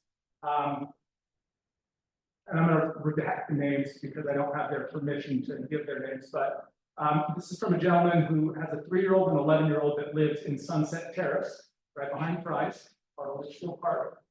Voting member, I have a 3 and an 11-year-old, and every other week my wife takes them to the new Goodyear Library versus the Litchfield Park Library that sits less than a mile away from us. My wife has been very impressed with the new Goodyear facility, hence the reason she continues to take them there. We always look to stay within our LP walls when we can. So we would be in favor of a new updated library here in LP. He's not saying move the library, but he's saying we need a new library. We need something updated and better for our kids. Another gentleman lives on my street, a couple daughters at Xavier. My 2 cents is for the county to provide a new library of $5 million amazing, and we should take advantage of it. I can see how this could be upsetting to some of our local residents. I just think the positives far outweigh the negatives. Another comment, leaning toward the library paid for by the county. Change happens and a lot of change is coming. Ms. McMillan, you made a comment about the Telluride library, and this comes from a resident. Twin daughters lives on Old Litchfield Road. And does summers up in Telluride. I, for one, have never been a fan of the current library. It's outdated and uninspiring. It doesn't lack the character and resources for modern academia. How inspiring would it be to build a new library? The book drop system works well in the town of Telluride. Residents with transportation or weather issues are dependent on this service. I think it could benefit the citizens here as well. I could go on and on about the Telluride Wilkinson Library and the many programs they offer to the citizens. I think the city needs to offer the citizens more than it does, and a new library would be a great start. It's time to get this city up to speed. With the generations investing in this community, we deserve a little bit more. And then last one, this comes from a lifelong resident. Raised his kids, 46 years old. Thanks for providing the information. As a lifelong resident of Litchfield Park, I can't ignore the opportunity to better our community with funding from the county. Building a new library on the hilltop would be a great addition to our beloved neighborhood. I understand the sentiment of the neighbors who don't want to see the library move. Nobody wants to see our Mayberry disappear. However, entropy is a genuine concept, and if we don't change with times, our Mayberry may well disappear in a less desired manner. In today's educational environment, countless school-age children are relying on electronic forms of information. Sadly, this lessens the importance of the library in our city's main intersection, where the facility could be used to serve the community in other ways. The opportunity kind of provided should be strongly considered. So, like I said, these are just some of the feedback that I feel those people are not here, and that voice needs to be represented. To the end point that I'll go back to is for the people that are here, I appreciate your passion. I hear what you say. I don't think it's the right time now. I think we probably need to go back to solid voting in that manner.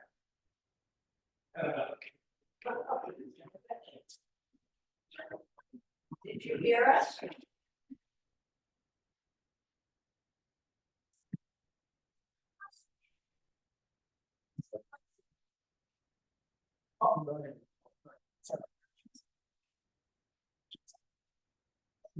So I'm sorry, you said, so when did that?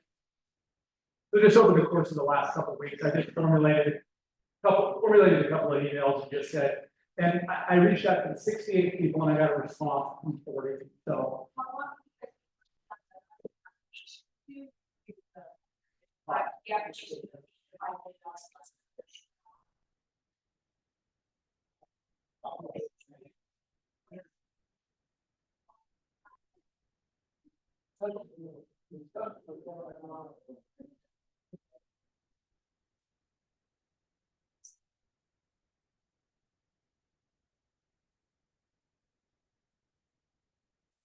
The discussions with the county have been going on since 2004, 2003. There was a specific proposal in 2006 that I'm aware of that was not followed through on. This last discussions with the county trying to get funds have been going on for probably a year or so, trying to identify whether there were any funds within the county system, not the county library system, but the county system itself, to help the city with obtaining a new facility. So it's been going on for quite a long time.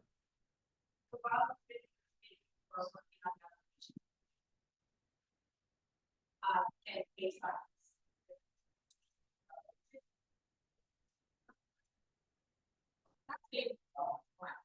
library that is accessible for the whole culture of building. Is the fact that, yeah.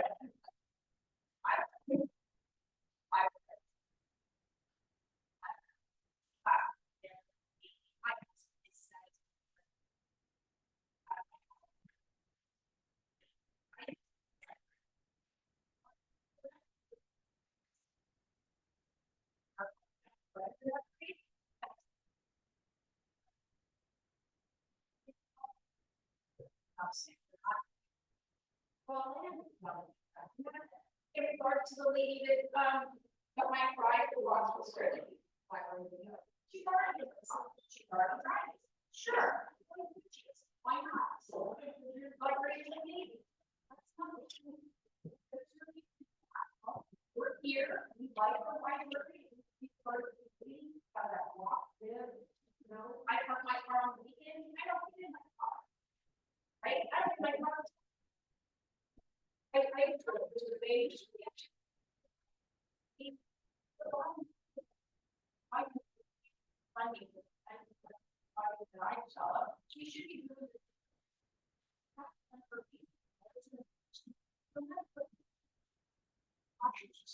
Your comments are not getting on our tape, so we're not part of our minutes. And it's not.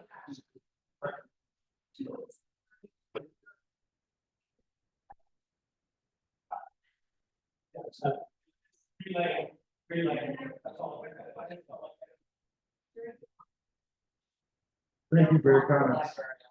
Open up. So, I can remember 8 years ago when I came on council, our beloved Paul Stuckey, who had been on council for 12 years and was going off, said to me, "Ann, there will be one vote in your tenure where you might lose 50%. I hope tonight isn't one of those, and maybe we aren't voting, but, you know, this is a very small community. I've lived here 33 years as well. This reminds me a little bit of when we had to I worked for Litchfield Elementary School District when we had to tear down the gym. And we had to do a new facade, and we had citizens very upset. They came forward and the superintendent was gracious enough to meet them and mention that there's mold and there's asbestos, and it's very sensitive and so forth. And part of the other thing she talked about was the logistics at Litchfield Elementary, which had changed. And that is, as they had to accommodate. And the majority of the kids at Litchfield Elementary do not live in Litchfield Park. I'm not saying that's good or bad, I'm just saying they're not walking to school. But regardless, I remember saying to all of those people, wait till it's done. And you've seen Litchfield Elementary, it's beautiful. It's the only school in the district that looks like that. It has historic, preserved and so forth. So I think where I'm coming from, we hear all of you as well. It's very emotional tonight, way more so than I probably thought. I was surprised I didn't get 100 telephone calls, because that's usually what happens when something is this sensitive. And I did talk to a handful of people, and I heard both. I heard your side, and I heard the other side that talked about, the hilltop is historic, right? And we're going to plan to complete that historic piece. And I see the hilltop as ultimately being a beautiful cultural hub. And it will be landscaped and beautiful in a library and a museum and so forth. So, our community is sprawling. We can't stop that. I have a son who's grew up here and lived here, and he literally just moved to Hawaii, the Big Island, because he didn't quite like the sprawl. So imagine that. Anyway, but we have to, as a council, also pay attention to the sprawl. I mean, it hasn't hit us inside the walls yet, but obviously we're working on a city center. We want it to be beautiful. We're not going to compromise. We're going to make sure it's all the right stuff. Is this the right decision? I think a lot of us have looked at it. We've looked at much of what you're saying and much of what we feel. And so I think it's also okay sometimes to embrace change. And, change is often going to be hard, but sometimes it can be better. It can be beautiful. It can be different. So I don't know. This is a hard one. This is a really hard one because I think Joseph's right. Our community has way less children than when I raised my children here. They just do. Our real estate's expensive. We don't have as many things moving in, but was it ours that are of that age? Two more will be coming on. It's also, Romac and I are going off. We have 2 40-year-olds coming on. So that'll be a good representation, I guess. But anyway, I just wanted to just mention some of that because I want you all to know this is not easy for any of us. I'm not sure sort of where we are at this point, but you have been heard. So, thanks to Paul Stuckey, I'm ready to be like this. And I see your hand up, but the public input really is done. So if you have something brand new that really has to be heard, I'll be happy to go up with a microphone, but it needs to be quick.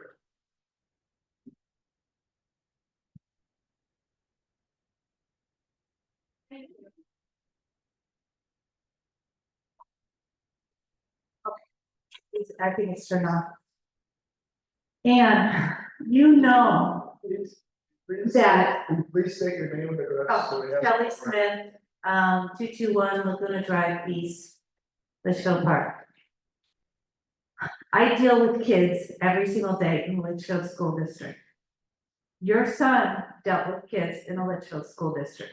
They are slowly taking away from our children. You don't know. The Litchfield Elementary School District raised their rates to rent their facility. They took the old stage, yes, it was old, they took it up, but did you know what they built?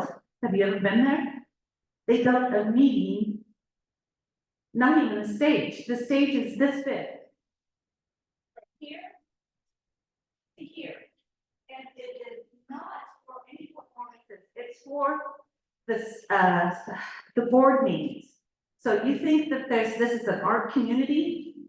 They took the stage away, they took the ability for business, like Miss Betsy Etchart has a color wheels business. I have a theater arts business, he had Jack Donnie had a sports business.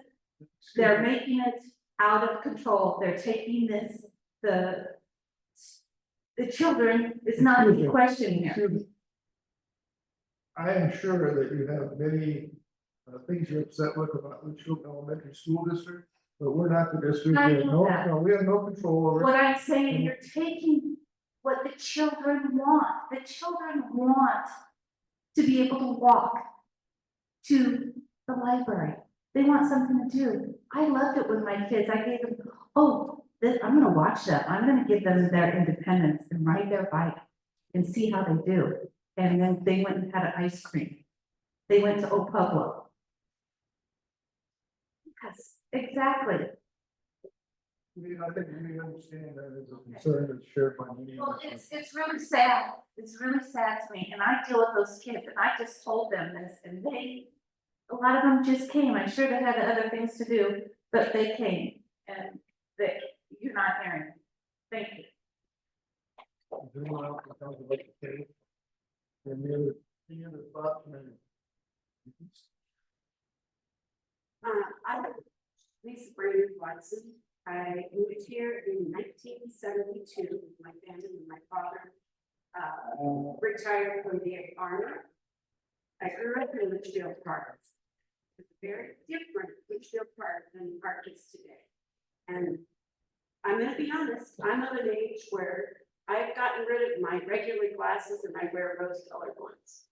And my rose-colored glasses see Litchfield as this beautiful place where everybody walks, and everybody knows each other, and everybody takes care of each other, and the kids do what we did. Mom dumped us out and said, I don't want to see you till dinner time. You know what time to be home. Well, we lived where CDS is. We had no neighbors. We went through the desert to get to our neighbors. So it was a very different place. Now I'm retired. I've taught with for 23 years in the Litchfield district and in Olive Bria, and I'm retired. And I get the opportunity every morning at about 6:30 to 7:30, 8:30, whatever, however late I get up, to ride my bike. And as I go on my bike ride, I don't see hundreds of kids walking to school. I don't see hundreds of bicycles. Holly, I see you back there. When we went to school with the same class, you had to get your bike there early if you wanted a spot in the bike rack, or you didn't get a spot. I think Litchfield is down to one bike rack. We had multiple bike racks. Why does that matter? Because we are a different world today. Parents are afraid. They don't dump their kids out and say, see you at dinner time. And they're afraid for good reasons. They don't send their kids off to play out in the streets. They have play dates where mom drives the kid to somebody's home that they know in class or the parents have arranged. They drive their kids to schools. They drive their kids to basketball, to practices. They do travel teams all over the valley, and they drive. And nobody seems to really mind. A lot of people drive golf carts in Litchfield, that's true. Even some children who legally should not be, I'll put that out there, that's my axe to grind. But our world is different. The other point I'd like to make is, as a council, elected council, I campaigned outside the walls of Litchfield as well as inside the walls of Litchfield. I represent all of Litchfield Park. And Peter, if you want to recall me, go ahead. But I'm just telling you, okay, I apologize. Sorry, Peter. But my comment to it is this. You elect us to make the decisions on behalf of the community. Not one of us up here is going to benefit financially or in any way that would be a conflict of interest from a new library being built. I want this place to be a wonderful place to raise children for all of Litchfield Park citizens. That being said, we have to look at the whole picture.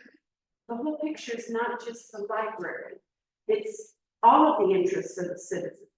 I can't tell you how many people have told me we will never support a property tax. We are a very fiscally conscientious council.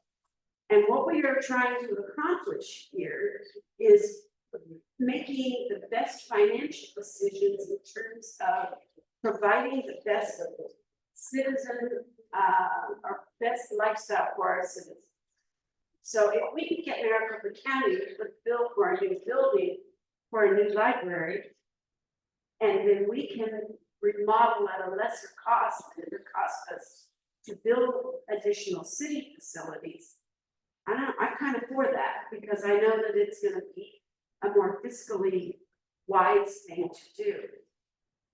While I'm talking about the library, I attended, most of you, or anyone who knows me, knows that I've been actively engaged in the Litchfield Park Historical Society, now known as the PW Litchfield Heritage Center, for 15 years, maybe more.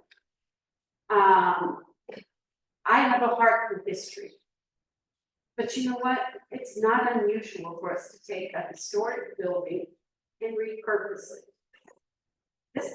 The library is historic. It was built by the Denny Litchfield family, and it is historic. That being said, it doesn't have to always be a library.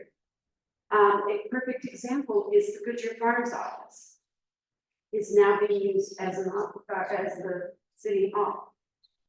I was down today where I started to go with this before I started rambling, and I apologize. Down at a presentation at the Goodyear City Building. And it was put on by the PW Litchfield Heritage Center. And to get in there, we walked over the library. I have 23 years of teaching. I teach reading. I have reading and literature. So I have a thing for books. That library is so engaging that kids come in there and are happy to be there. As I was walking back through, I took an older friend, an elderly man, with me, and I wanted him to see it. We walked through, and there were these two darling little girls waiting to check out their book. And I said, "What do you like the most about your library?" And they both at the same time said it was fun. I can't think of a single spot in that library that I would define as fun. If you haven't been to the Goodyear Library, I highly recommend you go and check it out. You walk in one room, or walking on one side of the bottom floor, and there is, first of all, a place where you can donate extra books that you have that you want to get rid of. And a free lending library for books that have been donated by people who aren't, they're not part of the system, they're not part of the library system. I believe that's how that works. Don't quote me, anybody, if it's wrong. But then over to the next side over here is this fantastic sculptural tree. You're talking about art. The walk over there and there are these little niches that kids can sit in and read a book. There's a door that they can crawl through that adults can't, well, it's not this tall, can't get through. You know, and so it's like getting into a special world. I counted no fewer than 15 or 16 kids. There were 2 or 3 of them there that I think I mixed up. But they were there with parents. They drove. You're right, it's an island. It's out in the middle of nowhere. But it's intentional and intentional. And going there with a purpose. They didn't ride their bikes, probably not. So, and then I wanted to just make one more comment.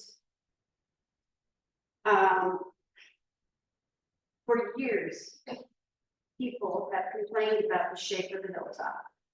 We all have. People and the citizens have complained about the city square over here. Why isn't it getting done? I thought when I ran for city council the first time, I'm gonna get on there and I'm gonna shake things up. And I'm gonna show them, figure out where they're doing things wrong. Well, there's a ton of work that goes on before this meeting even happened. Mr. Williams, City Manager Williams, totaled up the number of people who put hours and hours into this, coming up with what they could in terms of projections. You would be amazed. Costs, yeah, we'd all love to be able to say, oh, this new building is gonna cost you X amount. But if you bought anything in the recent past that's construction related and compared the prices, you know how those numbers are very, very different today. Are you a contractor? I don't need to be a contractor to be aware. That's not, you, excuse me, this is not your turn to talk. No, she uses the same number. But that takes time. Sorry. Okay, I'm sorry, this is not a period for you and I to argue. This is my turn to give you my presentation. You did yours. We listened to the light and to it.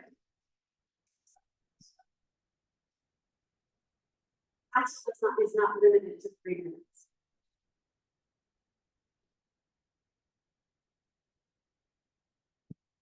I just would ask that you listen to what's been done and consider and think about the options we have.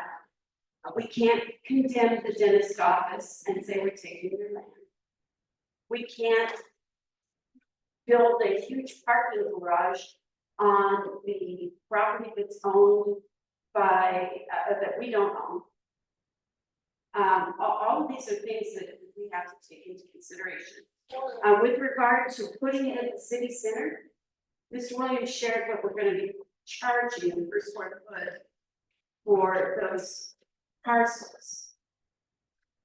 I would question the logic behind putting a city office on the most expensive land in Richfield. I do not think that's a wise fiscal decision. And with that, I will yield my. If I may, Steve Lopez, This is an option.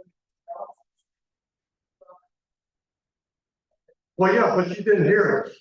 And what can we do to save our library? You want to build your $5 million facility, fine, but we want to secure the library that's here, that our children are using in a safe manner.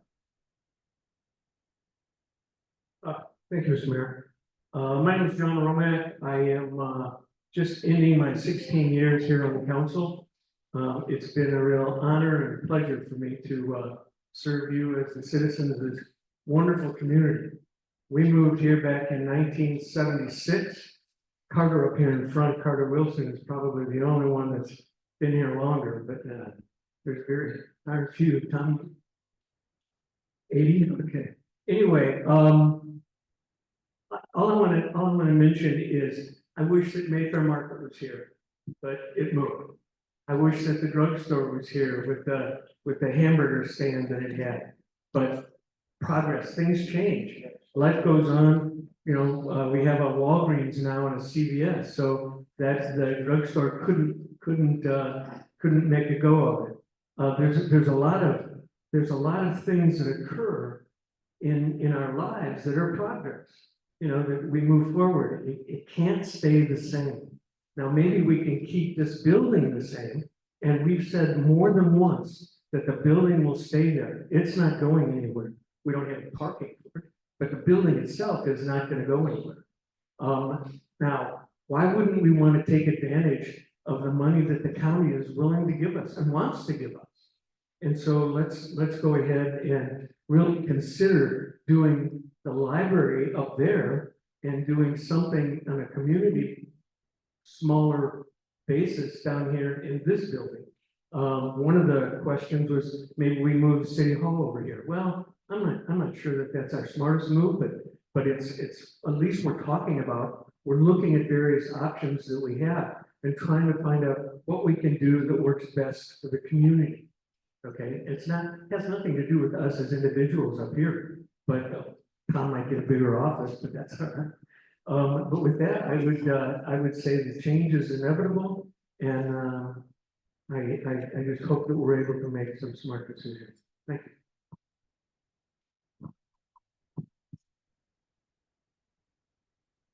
I have a few things to say, but first we're gonna recognize our resident.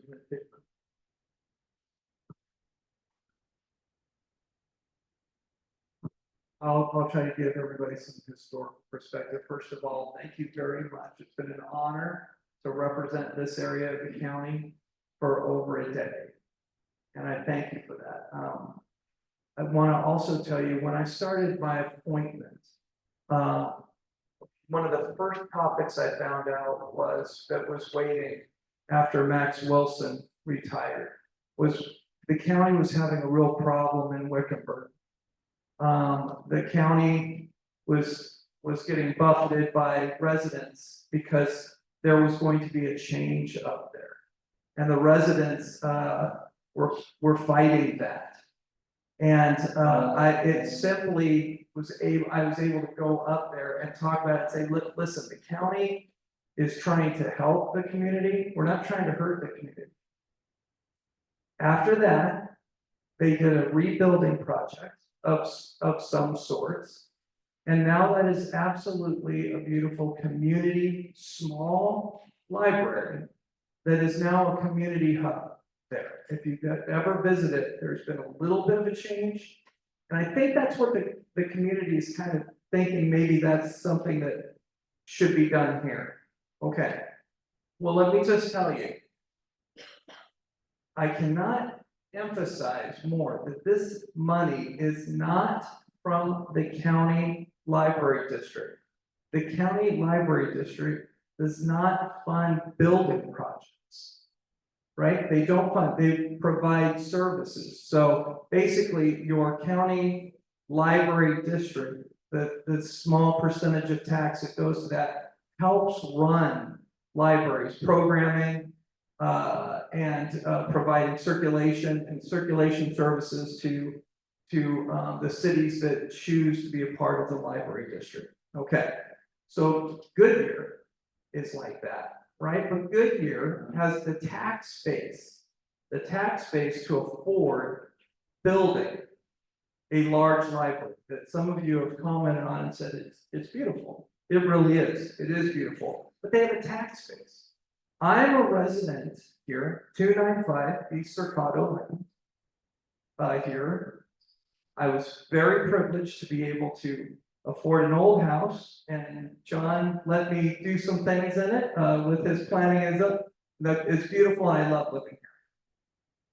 But currently, Litchfield Park does not have a tax basis and revenue that they want. Most residents won't want to throw a whole bunch of money or tax themselves to try to build a new library, right? So over the last 3 years, basically, while working with the county, I have been able to create a fund of $5 million in a community action fund. Now, some of the supervisors over this period of time have parted out that money through their entire district and providing services and doing different things that they feel they deem appropriate, like Jack Sellers put his money towards a project so more people could get into the Intel facility and provide infrastructure. So I've identified, and Peter, I've talked to you about it, right? I've talked to you about it. Yeah, you told me that you had no, concern, wasn't your concern that you put it, you were just getting money for us. I am trying, yes, so Peter has told me about that. I know that before I took office, there was a library being planned. Peter took me all the way through that with Max Wilson. And it didn't happen here at that time. So what occurred was White Tanks was built, beautiful library up there. Okay, what do you, I don't know. Just real quick, do you know what the vote was for the council on that library? Go ahead. Or 6-1. Okay. In favor of taking money.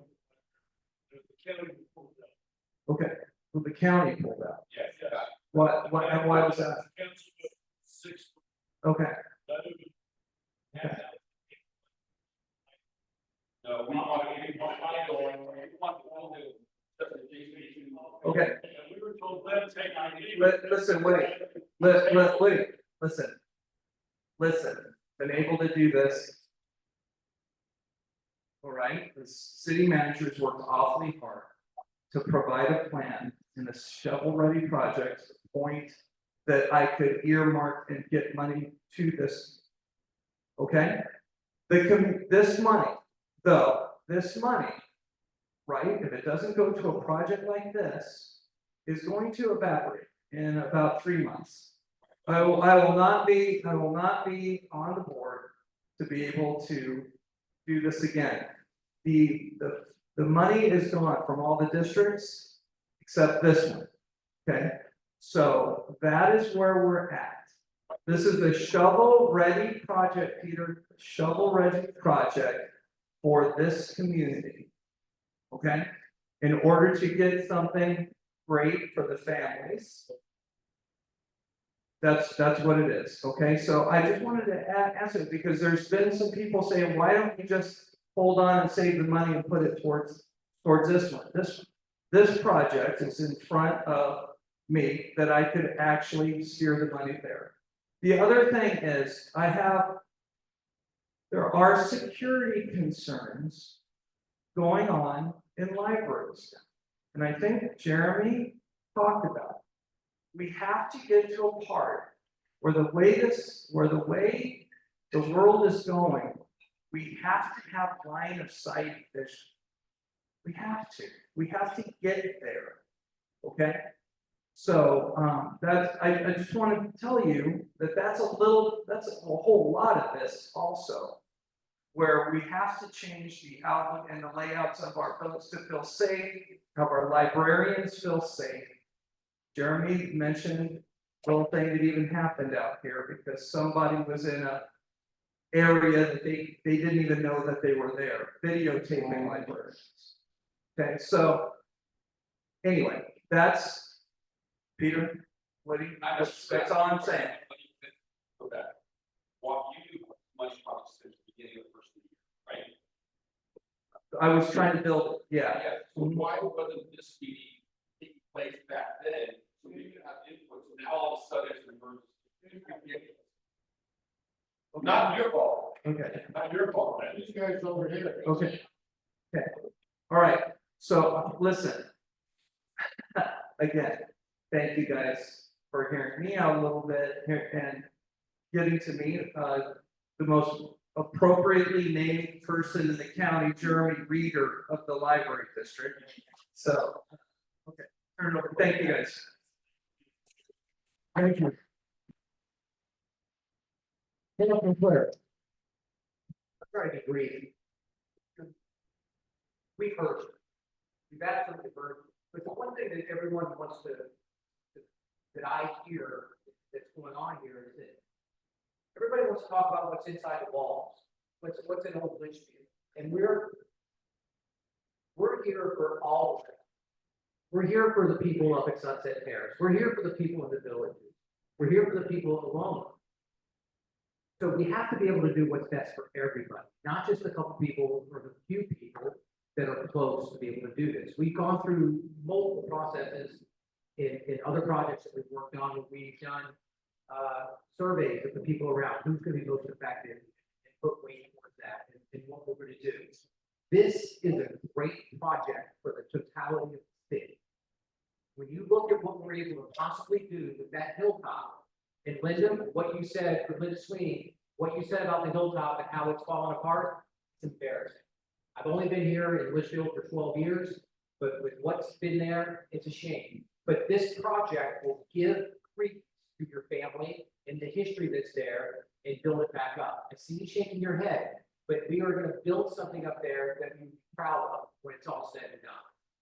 And it's the totality of the view of what's going on. No one is talking about taking the library and tearing the building down and not making it a community center. We're talking about adding to the rec center. We're talking about adding community space. We're talking about doing things that everybody can still use. So the building space will still have use for the people that need it.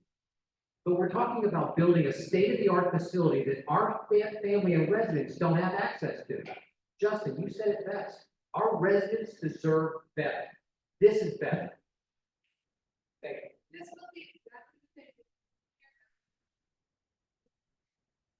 What's your thing? Okay, I'll jump in first, Mayor, if you have it. I've been your vice mayor now for more than 20 years. I sat through this library thing many different times, going back almost 20 years ago, but when he was the mayor, he was on the council.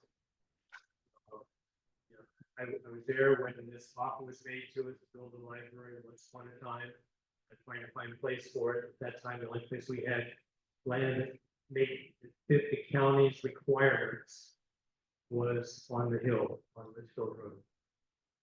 The county's requirements are that you have a major arterial, they will not get involved in building a library that's buried back in a city like ours. I want to commend Clint Hickley. I don't think it's to make it entirely clear who Clint is, but Maricopa County is run by a board of 5. Clint has been the chairman. Are you currently the chairman now? Also, Smith? Nope. He's been the chairman in the past. He's still one of those 5 members that run the county.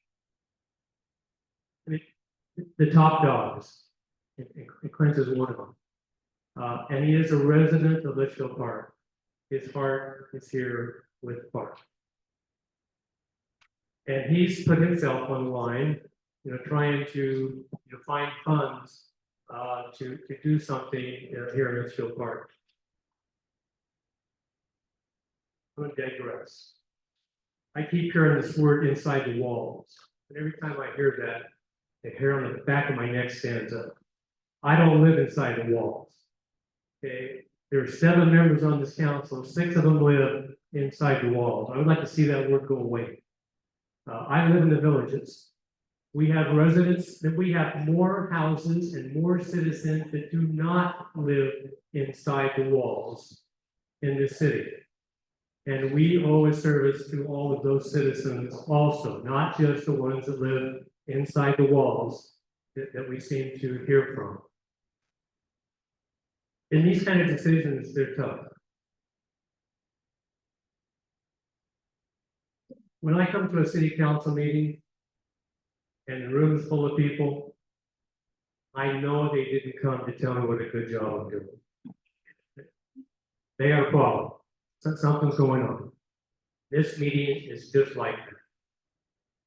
We have a problem as a council trying to figure out if you 26, by my scribbles on here, who spoke, I maybe missed a 1 or 2. If you represent the majority of the citizens, or if you represent the minority. Because more often than not, the minority, when they don't like something, they're very, very vocal. majority. They're at Little League practice and baseball games and everything else that goes on in their lives. Hoping that the 7 of us that they elected are gonna make a decision that's for the best interest of all of the citizens, not just those, my unfavorite words, within the walls. Where were you guys? You vocal people who are adamant against moving this library. Where had you been? The library was managed is not the best word, but the library was supported by the Litchfield Park Library Association. It does not exist as of a few months ago because all of you vocal people aren't involved. Where you been? Why didn't you support that organization? The organization that gave us ideas as to what the library needed, what was going on with it that we could talk to. Where you been? You've not been involved in this at all, but now we're hearing from you. If you guys want something to do, really reform the library association. Support the library, help it out. Don't just complain because there's a service that you think that is owed to you that's not, or that maybe isn't going to be provided in a way that you think it should be provided. Get involved, run for city council. Okay, I've heard some people, rumors around here, from some people that are sitting in this room, it's come to me second and third hand, of the word recall. Get involved if you don't like the decision. We've been threatened by numerous of you tonight with a referendum. You know, if we do vote, maybe that's the answer. Maybe we do all vote to pass this. We let you do your referendum. We get it to the vote. Let the citizens figure out, you know, whether they support it, whether they don't support it. I don't know. I know that it's a big gift to us. The 5 million plus the TIs. You know, I'm not as experienced as John is, but I've been in the construction business also for a while. And I'm thinking this is probably a $10+ million project that's going to go in on here. And we need something to spike that project on the hill. Maybe this, you know, I had people up there talking, they didn't want to talk about the library, they wanted to talk about the Elwood Free Fine Arts Center. That's not what this means about tonight. We don't have any idea if that's even gonna happen. I mean, the hell with it. I mean, why am I hearing about it? Talk about the library. Maybe the library is a thing that spikes the hilltop. It gets the historical society to spend their money to get them moving, and the two of those things in conjunction can work.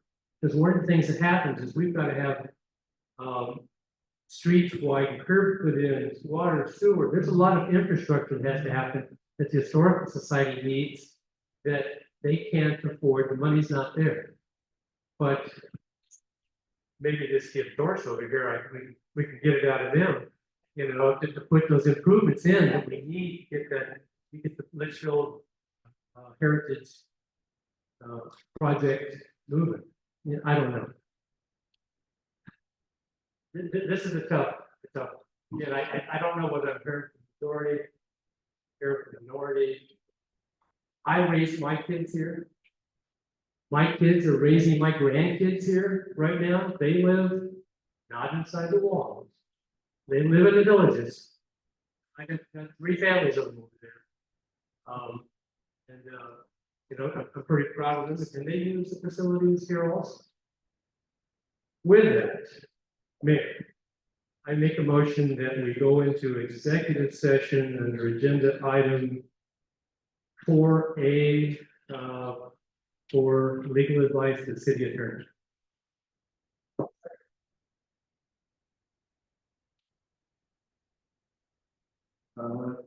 We can do this, and we'll have a vote on this in 1 second. So I'm going to comment on your motion going executive session because I have a couple of things I want to say before we do the executive session, because it is something that's private only to the council. And it's going to require to leave, or we'll have, maybe we can leave, you can stay, we'll come back.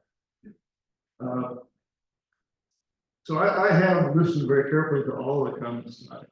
I know that individuals have stated from the dais over there, the speaker's podium, that we're not listening. And that couldn't be farther from the truth. I've been in Litchfield Park, I raised my family in Litchfield Park. We moved here in 1980. Two out of my 3 kids live in Litchfield Park. My grandkids, you can see we have 5 of my grandkids out of 7 total live in Litchfield Park. And they live all inside the walls, Vice Mayor, but they live here. Yeah, By the way, it involves the entire city, not just the old part.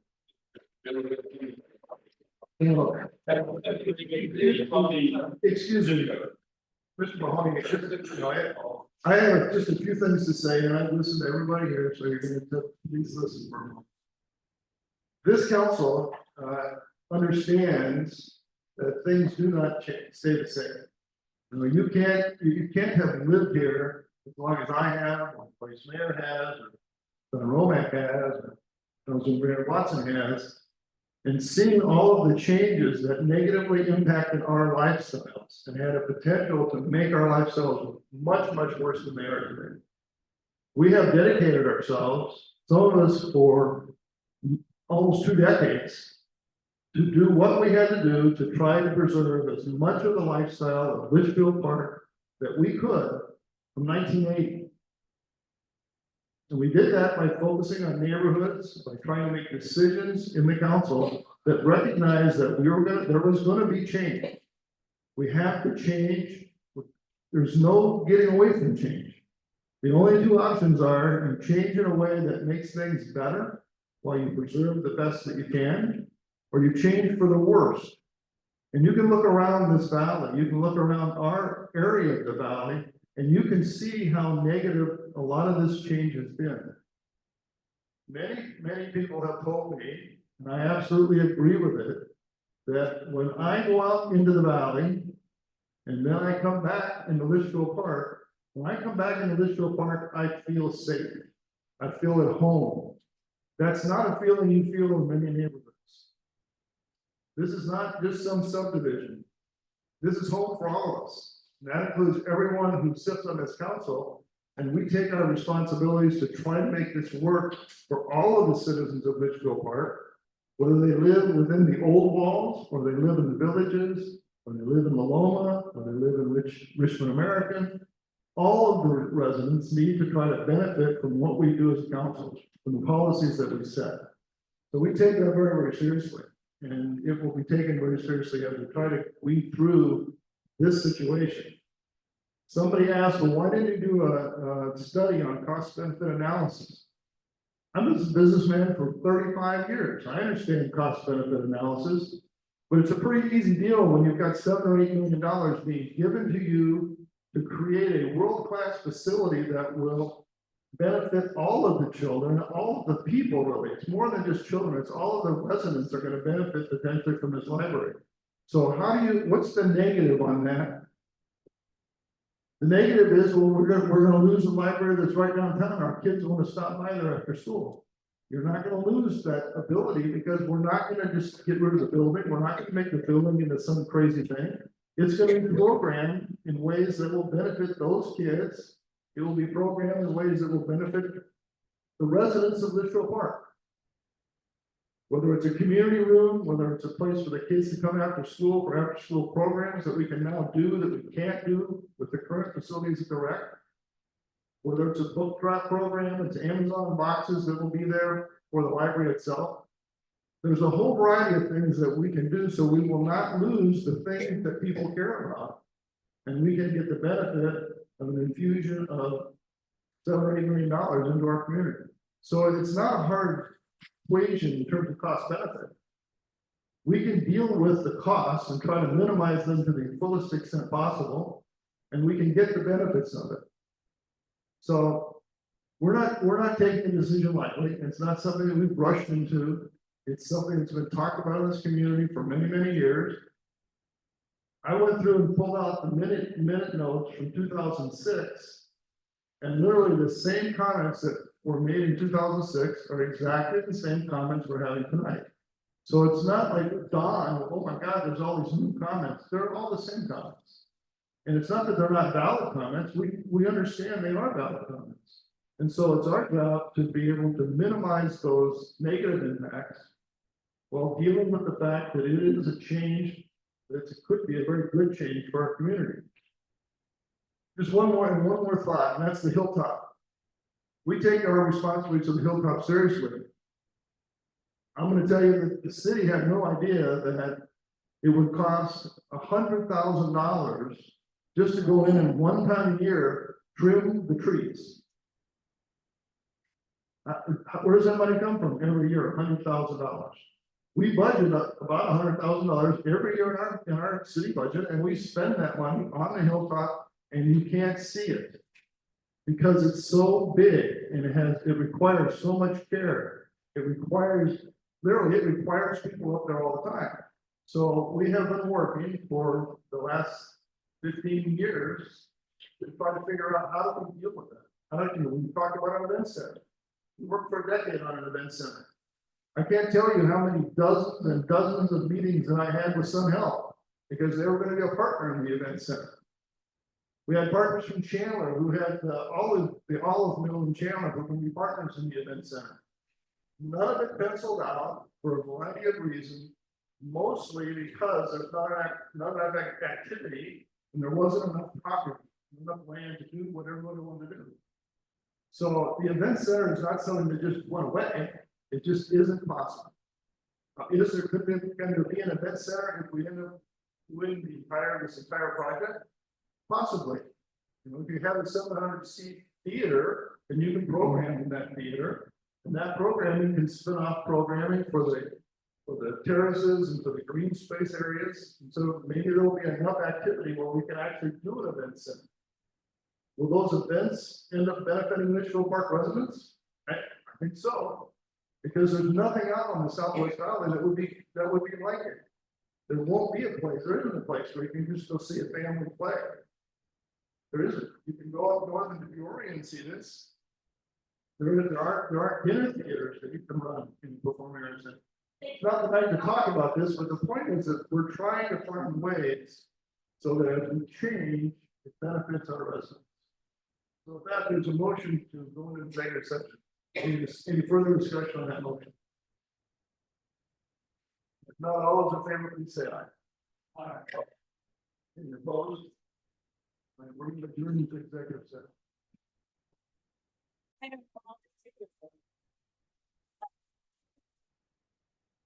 Meeting back in order, please. First item is to adjourn the executive session. We convene the regular meeting as a motion. All those in favor, please say aye. Aye. Opposed? All right, executive session is over. We're back in the regular meeting. You're on. Agenda item 3B. Is there any further discussion on the question of the intergovernmental agreement with Maricopa County? Yes. So-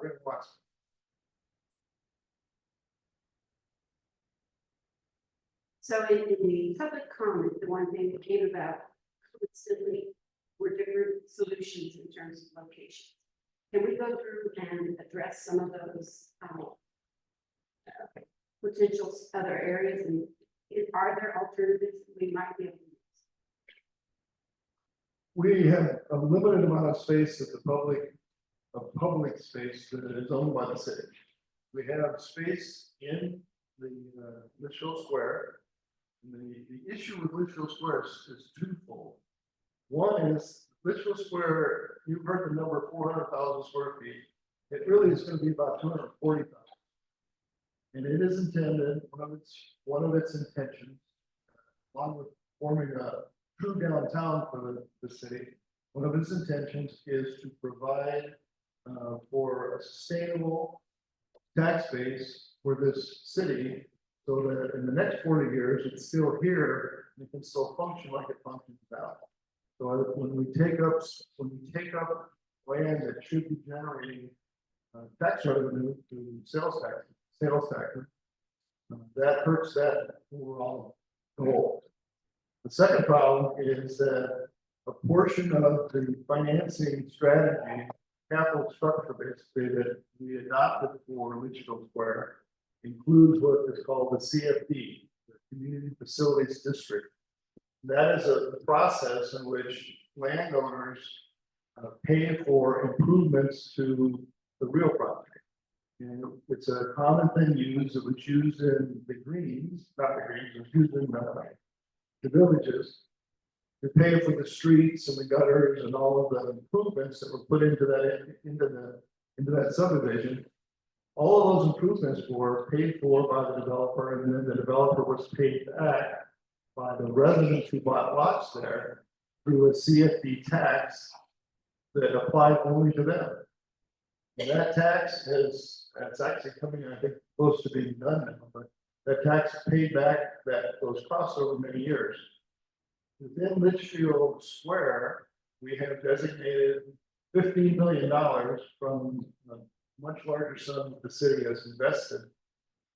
And there's money that we expect to get back from the people who buy lots in there and operate businesses through a CFD type tax that will then repay the city $15 million of its investment. And you say, well, the city doesn't have dollars, maybe it doesn't need its money back. The $15 million is earmarked to pay for the cost of one of the parking garages that absolutely needed there. So the $15 million is not an amount that the city can just walk away from. To the extent that we take and put a municipal building in that on one of those lots, then we reduce the tax base for the people who are going to pay this $15 million back. There's going to be a bond on it that they will owe on, and their taxes will go up because of the city building, which would not be taxed, which will then bring probably a lawsuit from the first purchasers of the lots because they're being discriminated against financially, basically. And the only process that the city could probably use to not do that is to reduce the $15 million down to something else. Maybe it goes down to $12 million. But either way, it hurts our ability to then build a parking garage, which is really necessary. So it's not a good financial decision. There is no other property that the city owns that has visibility to our arterial road like Litchfield. You have looked at other, just don't have any property that fits that bill. It either is in Litchfield Square or it's on this property at the hilltop. It just is not another alternative that fits that county requirement where from a county standpoint, they want the visibility of an arterial road, and I think everybody here can understand that. The majority of people who use this library are county residents, not Litchfield Parkers. So it's not unreasonable to make. So there really is not just a simple way to just move it somewhere else. That answer your question? Is there any more questions or discussion from council? Joyce Mayor. Just a couple of comments. As I mentioned before, it's a tough decision. We are not paid. We're all volunteer. Got nothing to gain out of this decision. Our only job is to do what we think is best for all the citizens. And probably a little strong earlier, and I apologize for that, but I get a little frustrated with it. We've been told for years that the number one concern of our citizens, number one, is to preserve our small town atmosphere. And we've all taken that to heart. We have done a huge number of things over my time on this council to try and protect us from all the stuff that's happening around us. Litchfield Park used to sit out in the middle of nowhere with nothing around us, and cotton fields and desert.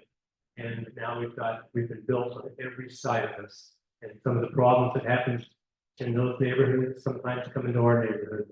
And we've done everything we can to try and protect ourselves and maintain that small town atmosphere. That issue is very, very important to us. If a motion is made and passed, I would only vote for it if the motion included instructions to the city manager to engage all the citizens who want to be engaged to figure out what kind of programs we can provide in that building that is there now. And it may be, as was mentioned, the Amazon drop boxes, it may be book collections, it may be to have, as the city manager mentioned, some kind of small library there, somebody on staff who can have the programs, and that the building be used, be investigated by the manager to use to enhance the one thing that we are famous for, and that's our recreational opportunities, festivals, our, what the stuff that makes us special. And, I don't want to take that away from the city. Another comment. I hate doing this same library thing all over again, but we did this before. We had a meeting like this. It was at the Wiggle, if I remember right. And we had a lot of citizens who spoke against it. And I saw a lot of the same faces here tonight. They've been here for that 18, 20 years.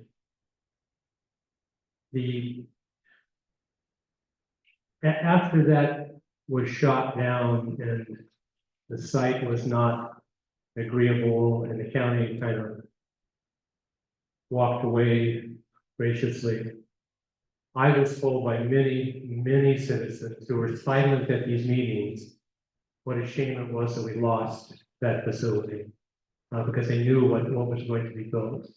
I don't see them here tonight, and Councilman James said a lot of them, we know why, they've got lives other than being here. And we usually hear from.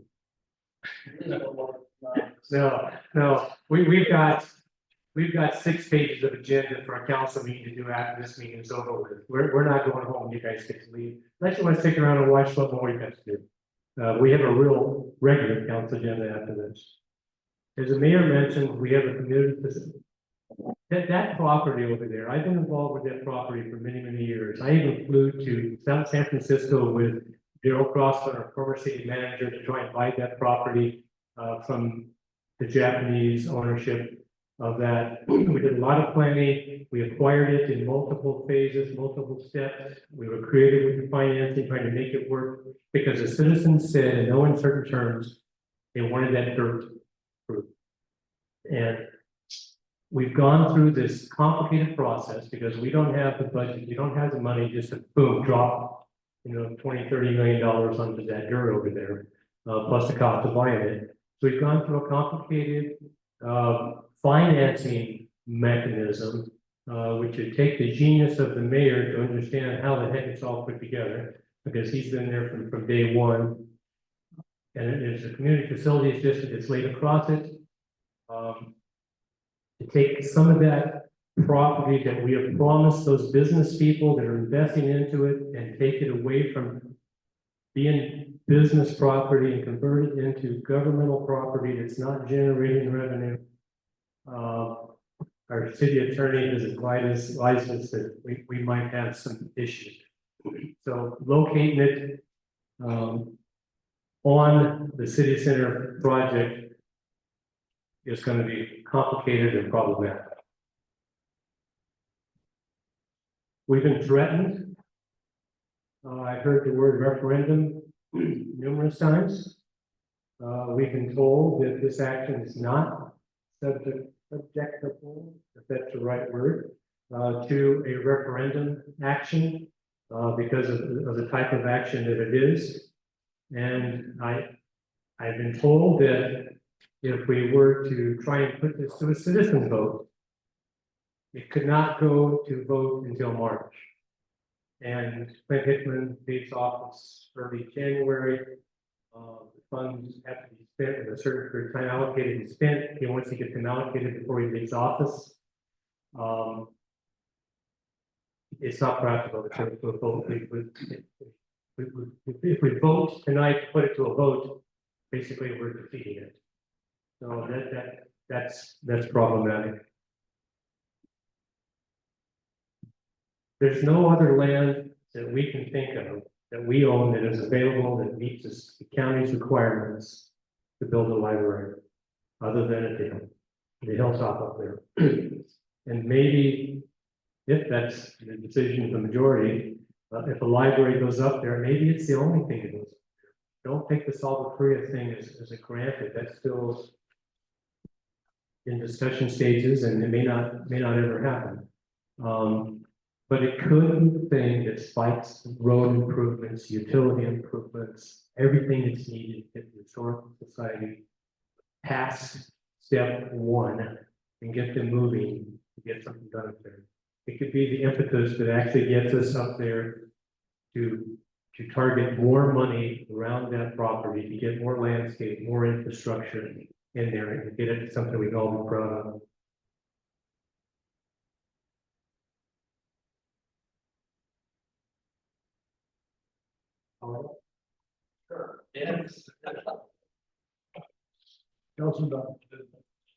So, some of you are now gonna have to tell the rest of the people that left. Which I'm kind of sad about. I think immediately 50% of the people left when we started to speak because they didn't want to hear what we had to say, which is too bad. It is, but regardless, I think some of the things that are gonna be said are, well, why didn't you guys think about this before we put together the whole CFP program? Because it wasn't out there yet, right? And then Clinton Hickman now leaving in January made another difference, but it's a huge shift. And I say the same thing I said about Litchfield Elementary when we had to tear it down and redo it. Just wait till it's finished if we choose to vote this way. It will be beautiful. We're not going to put something up there that's not usable. And honestly, I'm not so sure the schools won't use it more. And they'll be field tripping up there and field tripping to the museum and field tripping to, I think it's going to be a beautiful cultural hub. And to have a library as part of it, again, I think would be very lucky in Litchfield to have that. Cheers. Any other comments from council? Is there a motion to authorize the city manager, I guess not authorize the city manager, authorize the city to enter into the intergovernmental agreement with Maricopa County for a new library?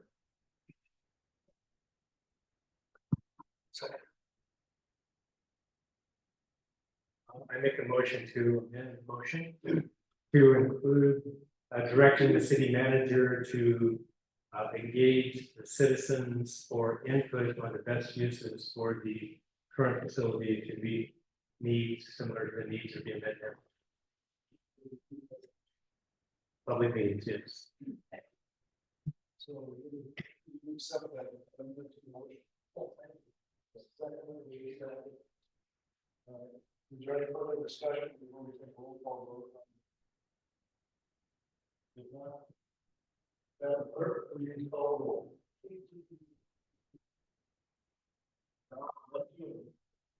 This will work. Councilmember Brainerd Watson. Councilmember Claire. Aye. Councilmember Donahue. Aye. Councilmember Romack. Aye. Councilmember James. Aye. Vice Mayor Faith. Aye. Mayor Schultz. Aye. The vote is unanimous. Very difficult vote. And I'm sure there will be people who are not happy. I would adopt what Councilman Donahue said. It would be nice if everybody could take a deep breath and understand that we are dedicated to making Litchfield as good as it can possibly be in a changing environment. We're trying to protect what is special about the city. And we devote a huge amount of hours as a volunteer to try to make that happen for all our residents. And so if you could just wait long enough to see this come together, get the groundbreaking done, get the library built. And let's go through and understand as a community how we want to use the current building after the library moves out. So that building is programmed in a way that benefits all of our residents. I think you will end up thinking at the end of the day that we've gone through a tremendous change and our lives have not gotten worse. They've gotten, at least they've stayed the same or they've gotten better. And for all of those who don't like the vote tonight, who want the library to stay there. Help us get involved, help us figure out how to take that building and keep providing the services that you want to the kids, grade school kids, citizens walking to it, whatever needs to be done. Help us, don't stand back and complain and complain. Don't be like the library association that dissolved and because there was, apathy over the library. Get involved, help us make a good decision and do what the community wants, please. Is there a motion to adjourn the special? So moved. All those in favor, say aye. Aye. You opposed? All right, the special meeting was adjourned. Now we're gonna wait for the meeting. This is-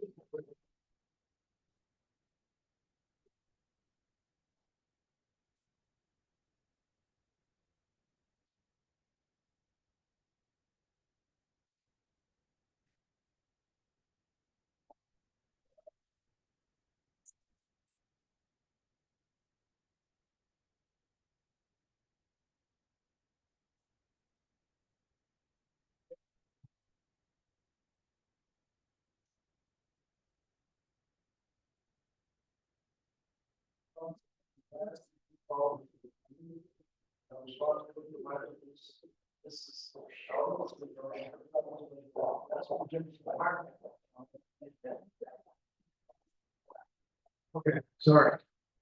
So. That brings us on the agenda. We've skipped over items 3 and 4, which are reports from the city manager and the city council.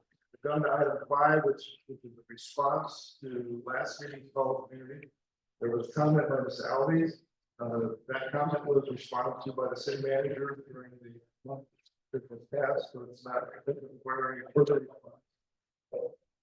That brings us to this meeting's call of community. It's an opportunity for citizens and others to speak to the council on non-agenda items.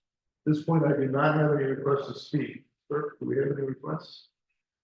Okay, so we do not have a request to speak for this meeting's call of community. There are a number of presentations that we need to go over. One of them is very, very important because it's a certificate of election for our newly elected council members. I'm not sure exactly how we're gonna do this, Mr. City Manager, or are we gonna provide certificates tonight? In the city of Brookhaven.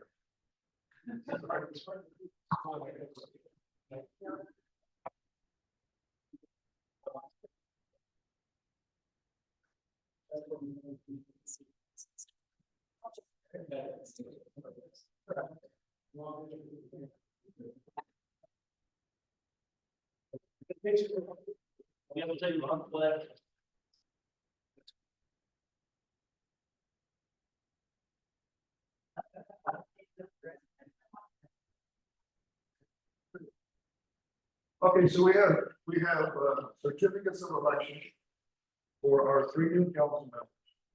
Who are two new council members who disagree.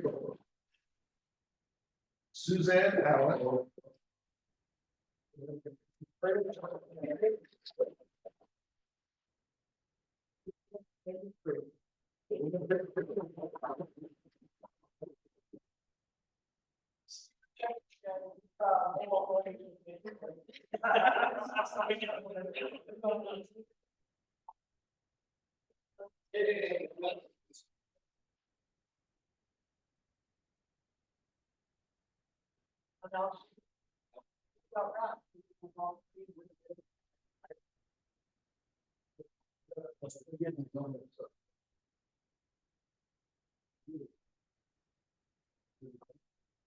Okay, congratulations.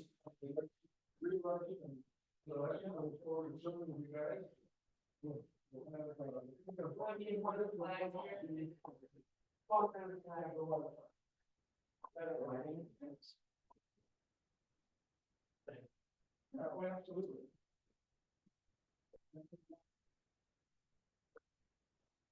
I get paid by the hour, but this kind of was.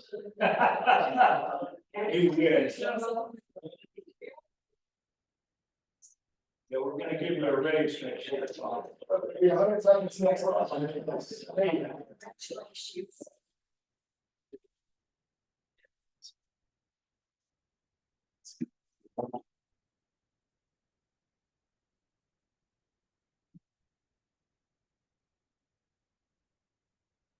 The other presentations that are in the council are various proclamations that relate to Pitt Hopkins Syndrome Awareness Day, Domestic Violence Awareness, National School Lunch Week proclamation, and Arizona Season Towns Week.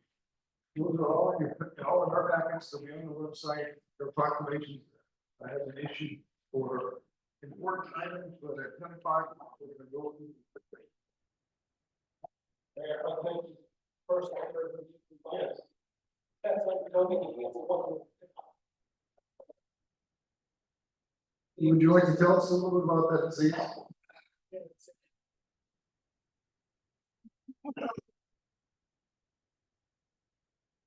Pitt Hopkins is a chromosome deletion disease. It's one chromosome that's deleted, maybe one little chromosome due to breaking the body.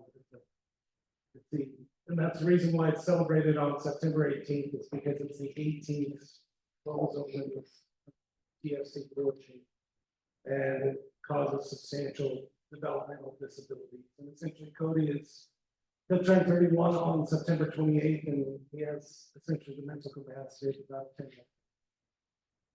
So it's very debilitating, and there are no medical treatments or cures or anything for the disease. But they are able to use the Pitt Hopkins kids for different types of studies and treatments, because all Pitt Hopkins kids have symptoms of autism. And there is no known cause of autism, but they know the cause of Pitt Hopkins, so that they can find something that is treatable for that and works with autism, then they're able to cross the board for so many more children. Essentially 1,500 individuals worldwide have been diagnosed with Pitt Hopkins. A 1 in over 5 million chance of getting. I keep trying to get Cody to buy lottery tickets. But it's definitely got a lot there. You're positive. We wish Cody the best, and it's good for everyone to be aware of some of these very debilitating conditions that are also very rare, so we don't hear about them very often. That's thoughts for you and your family. Next item is report section. You know, we're lucky that we have a fire chief that will stay with us this long. Deputy Chief Wayne, I think, is still here. We're not going to ask you any questions tonight, so your report can be very quick.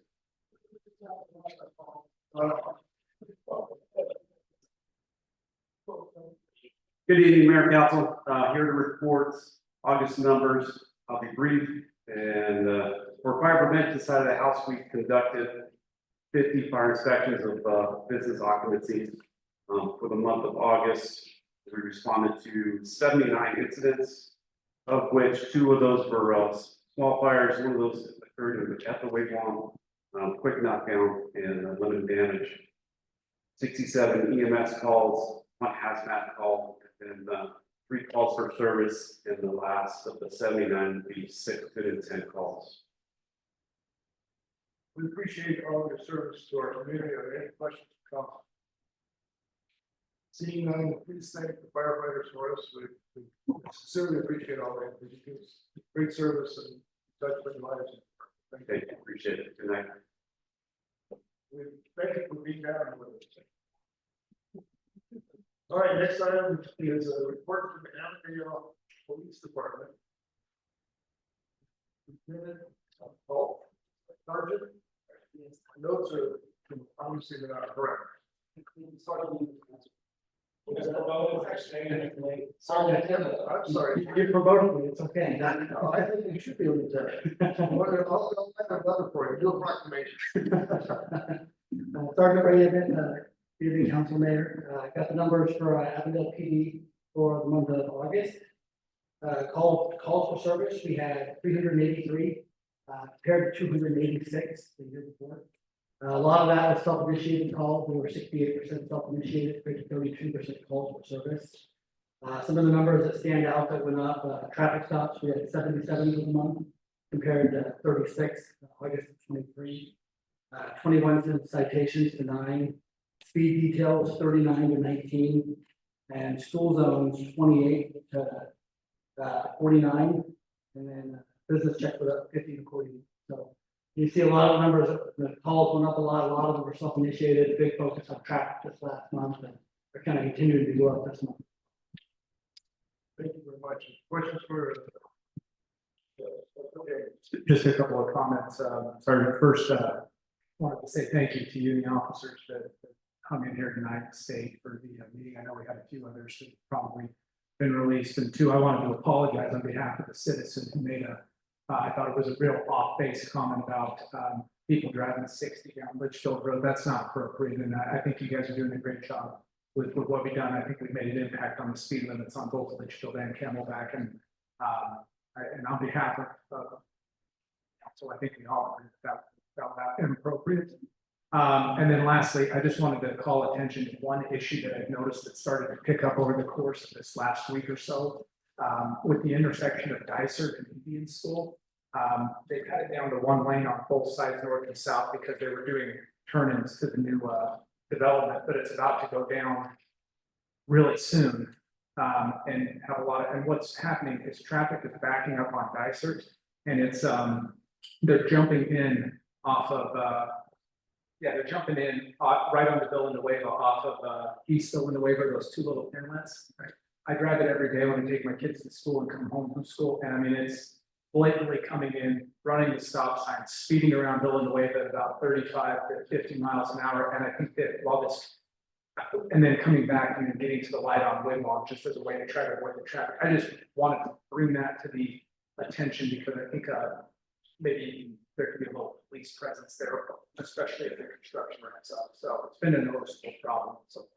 I really appreciate that feedback. And I've noticed the construction now, but we'll definitely look at that the other way from there. Yeah, makes sense. A lot of cars moving around. So yeah, we'll definitely make them aware. We'll definitely get on top of it. Thank you. Any other questions or comments? Seeing none, thank you for your service to our community. Go out and stop the trucks that are speeding. Moving our hair. Just not. But not, that's what we're about. Thank you. Thank you. Now we have staff reports, which we're.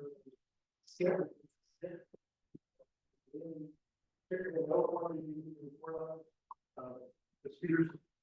No, Mayor, it's not. Any questions from the council on the report you have in your packet on finance? Thank you for putting that report together, and we'll go into it in more detail at the next meeting. Contamination for the food and capital food. Start with the food. Is there anything you want?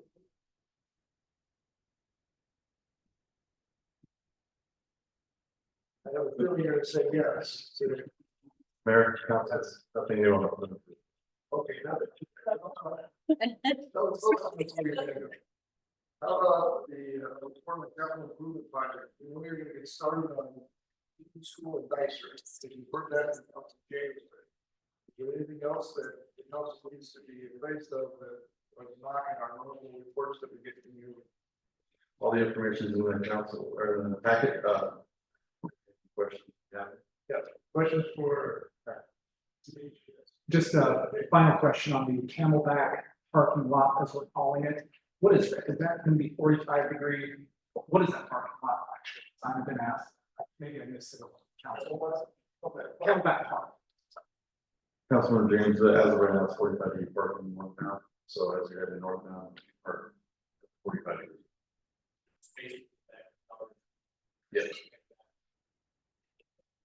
Yes, so there's a buffer lane right now. It's pretty luxurious northbound anyways. And there's a 6-foot valley gutter. The diagonal parking is. And approximately how many parking stalls? 20? I believe the last number is 27. Questions? City engineer. Do you have anything on special projects update? I can tell you that the information in the report's accurate. The transfer is trucking along very nicely and they're working on Boulevard ingredients as part of that. So the information's in there. If you have any questions. What's the engineer? Yes. We hope to have part of it open by the end of this month, or this month, September. That was projection months and months and months ago. Where are we at? I got a revised CPM schedule from the contractor last week. It looks like the roadway work will be done by the end of this month. We're hesitating to schedule or phase opening of the streets until the park commensurates the streets. The park is going to follow closely, but the restroom and playground equipment are looking like they're going to be finalized in November, and the playground equipment final installation will be in the early part of December. But you don't have to have playground equipment to open the park, like, do we? Vice Mayor, that's the discussion in city manager that we're talking about phase. What we would do is, if we open the street, we have to fence in the park essentially, so we modify fencing. That is a discussion that I've had with the city manager. Yes, sir. Thank you. Mr. Rothbury, he's exactly right. So we have discussed opening Village Parkway and possibly open Desert. I would tell you my opinion at this point, would it be in mid-September? I think it'd be better honestly just to wait till December to open everything at one time. To open all the streets in the park. The park will be done by then, and just open everything at once versus staying in the streets, just in my opinion. So the September date will be given. Yes.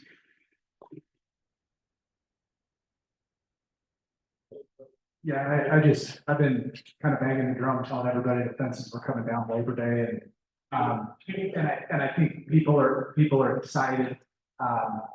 Not because I don't think it's gonna be, there's nothing in there other than a fashion park, so it's probably not gonna be very heavily trafficked. I think you're gonna see a lot of people in golf carts, you're gonna see a lot of people utilizing the park, new walking trails. I respect the decision, but I respect that you didn't consider looking at potentially opening that sooner or phasing it.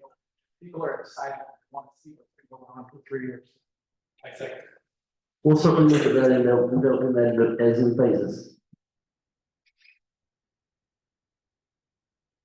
Sorry, and then I just lastly, I wanted to make a quick comment, and I should have done it earlier, to Kyle, who's sitting back there. Once again, I make that drive every day, but I turn at Turtle Park and go down to Wigwam, and the work you guys did, the landscaping there, and that affected out fantastic. And really wanted to acknowledge the work that you guys did, it came together and happened quickly. It looks great. Thanks, sir.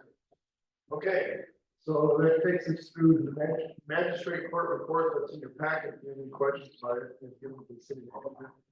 Brings us then to our consent agenda, item 9A through D. So short consent agenda. Is there anyone who wants to make any offer consent? Oh, that's. All those in favor, please signify by saying aye. All right, consent agenda is adopted. Mr. Superintendent, we do have a need for executive session on a couple of these items, correct? I don't have anything actually to discuss on C, sir. We could certainly do an executive session on D, or if council would like to, they can just look at the documents we sent out today if you'd like to. So is there anyone on the council who desires to have an executive session on item 11A or B? Okay, then I think is there a motion to adjourn? So somebody saw. Somebody. Okay, please say aye. Aye. That's the shortest.